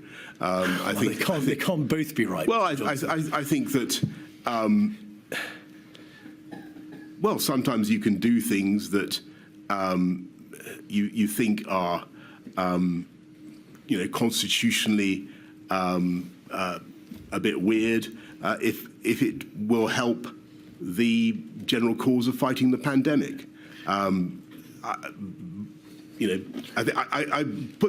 me summarise. I think that there's an issue. It's not a huge issue. Nothing like as big as many of the other issues that the inquiry needs to look at. But we do need to sort it out. We need a better way to get a unified message for the UK. Mr. Johnson, you didn't try very hard, to use your words, to bring the DAs with you, because you took the view that optically it was wrong to be seen to be meeting with their First Ministers, because it might look like a kind of, to use your words, mini EU. You asked the Chancellor of the Duchy of Lancaster, Michael Gove, to chair the meetings instead. And you made it quite plain to the First Ministers of the devolved administrations that you had taken the view that they were prone to leaking from the COBRA meetings and also prone to taking decisions in this public health crisis for nakedly political reasons. Well, I'm not certain that I said that to them in so many words, but maybe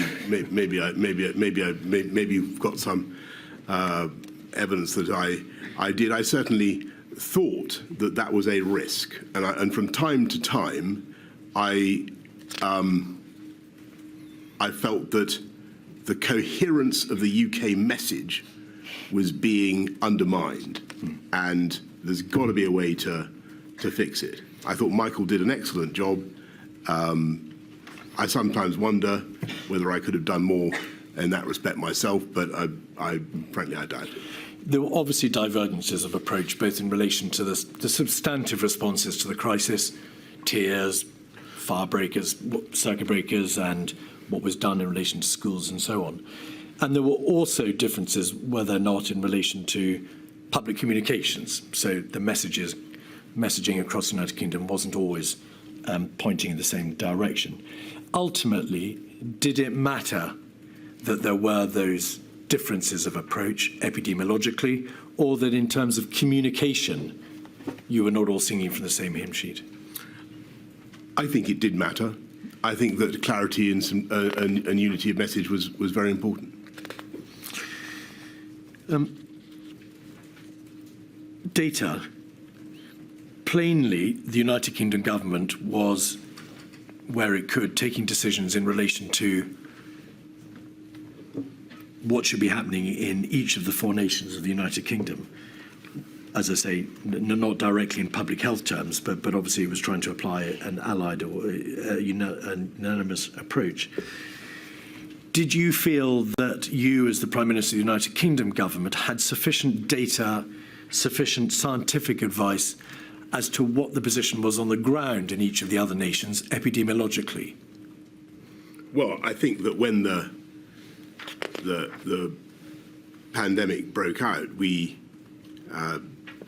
were short of data about many things. We didn't even know the number, I think I said in my statement, we didn't even know the number of beds in the NHS. And it took a long time to extract relevant data. There was a general continuing concern raised with you because Ms Sturgeon wrote to you in September 2020 about whether or not the devolved administrations were receiving enough financial support in order to be able to enable them to put into place the public health measures that they had ordained. In essence, because they are devolved nations, they don't have access to the same levers of fiscal power as the United Kingdom government. How was that issue resolved, or did it continue throughout the crisis?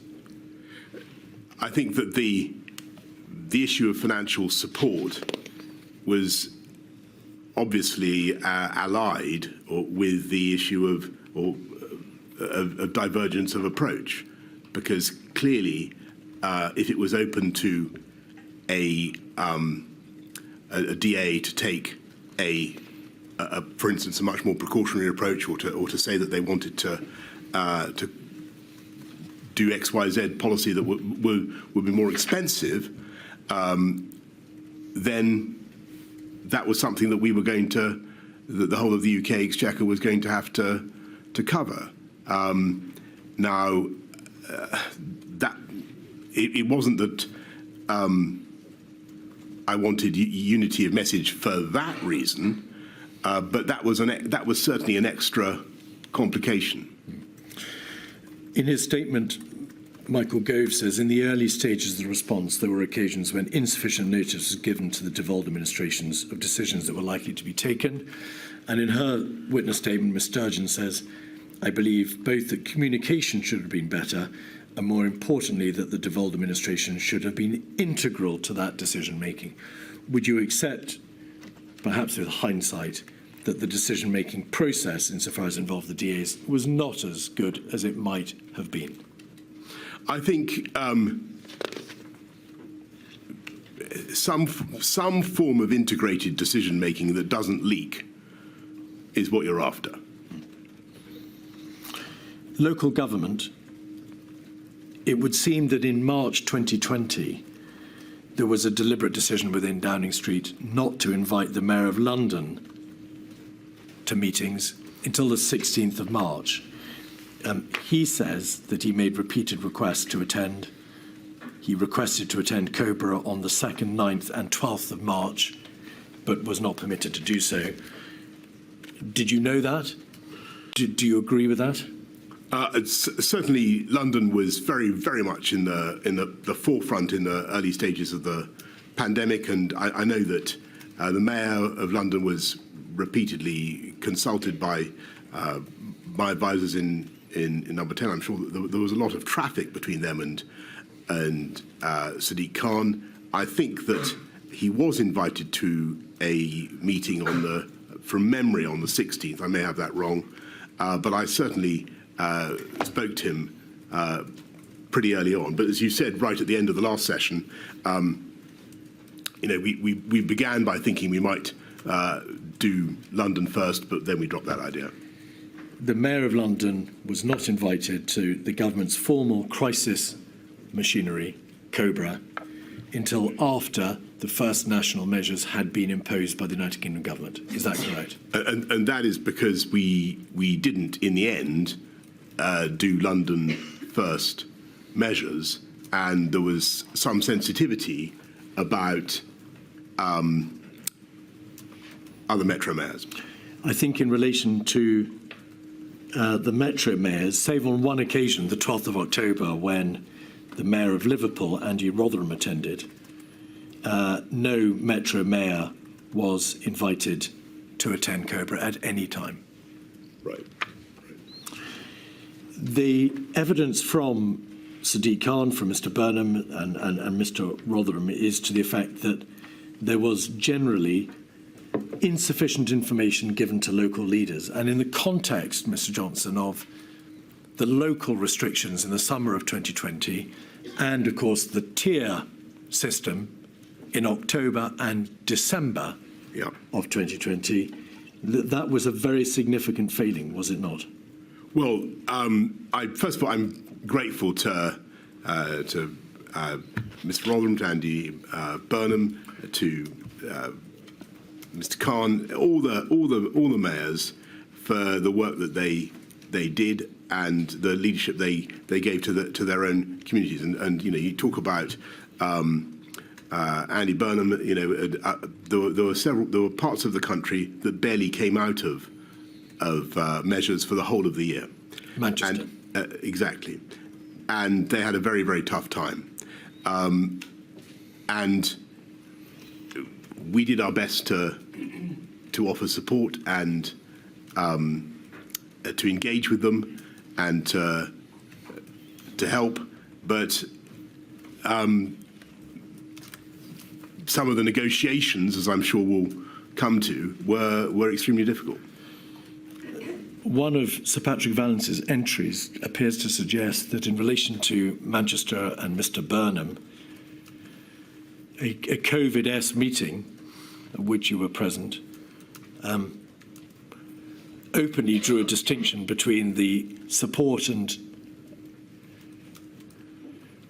measures that would be given to Manchester as opposed to Liverpool for nakedly political reasons. Would you agree? Did that happen? Are you saying that I'm not certain there was a Conservative Mayor of Liverpool? No, it's that a view was taken upon the nature of the local leadership in Manchester, and a view was taken about how cooperative it was being. Oh, I see. And therefore, Manchester would be treated differently to Liverpool. I don't remember that at all. I think that Liverpool certainly was the people who were heroic in trying to get mass testing going, and again there was terrific hardship because of the lockdowns, but they made they were vital to the campaign to get mass testing going. And another separate issue, please, the consideration of vulnerable and at-risk groups, and you'll appreciate, Mr. Johnson, that on account of your position as Prime Minister, many of these issues would only perhaps fleetingly have come to your attention, and of course only at the highest possible level, and therefore there is a distinct restriction on the detail into which we can go in debating them. Helen McNamara, in her statement, makes this general point, that across the advice and discussions in the Cabinet Office and in the heart of government, there was a striking absence of humanity or perspective about how people or families actually lived.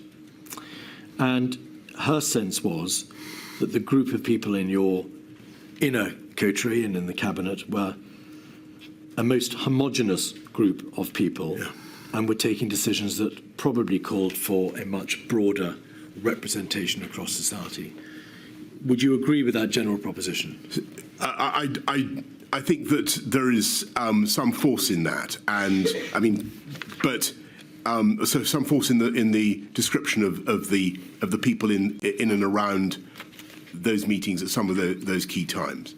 I don't accept what Helen says about the measures that we took, but it is certainly. I know she said some things. I think, and I'm pay tribute to Heather. She did an amazing job. But I think that it is not right or fair to say that policy was conceived and driven forward without regard to the particular needs of women, for instance. A huge amount of thought went into the question of hidden harms of domestic violence. There was the access to abortion, to drugs necessary. We put money into. We had a domestic violence bill, as you may remember, in I think March 2020, which goes through the Commons very fast. We put money into ISVAs and IDVAs. We set up a helpline. We have a system whereby victims of domestic violence can identify themselves without risk of exposure by going to certain premises. We were very, very alive, and I was personally very alive to this issue. So I was surprised when she said that, because I know how much she cared about it, and I believe that we did a lot on that. On the broader question about leaving aside the issue of gender, I think there was and this needs flipping the other way around now. I think sometimes we didn't think hard enough about the impact of lockdown on different groups, and sometimes, frankly, it was easy or much easier for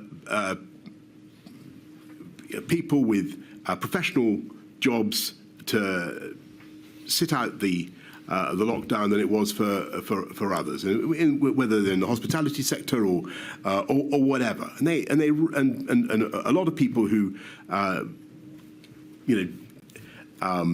were on lower incomes really had a pretty tough time of it. And so, and I think that it was vital to focus on those people and to do everything we could to help them through lockdown, but also to realise that lockdown was hitting those groups particularly hard.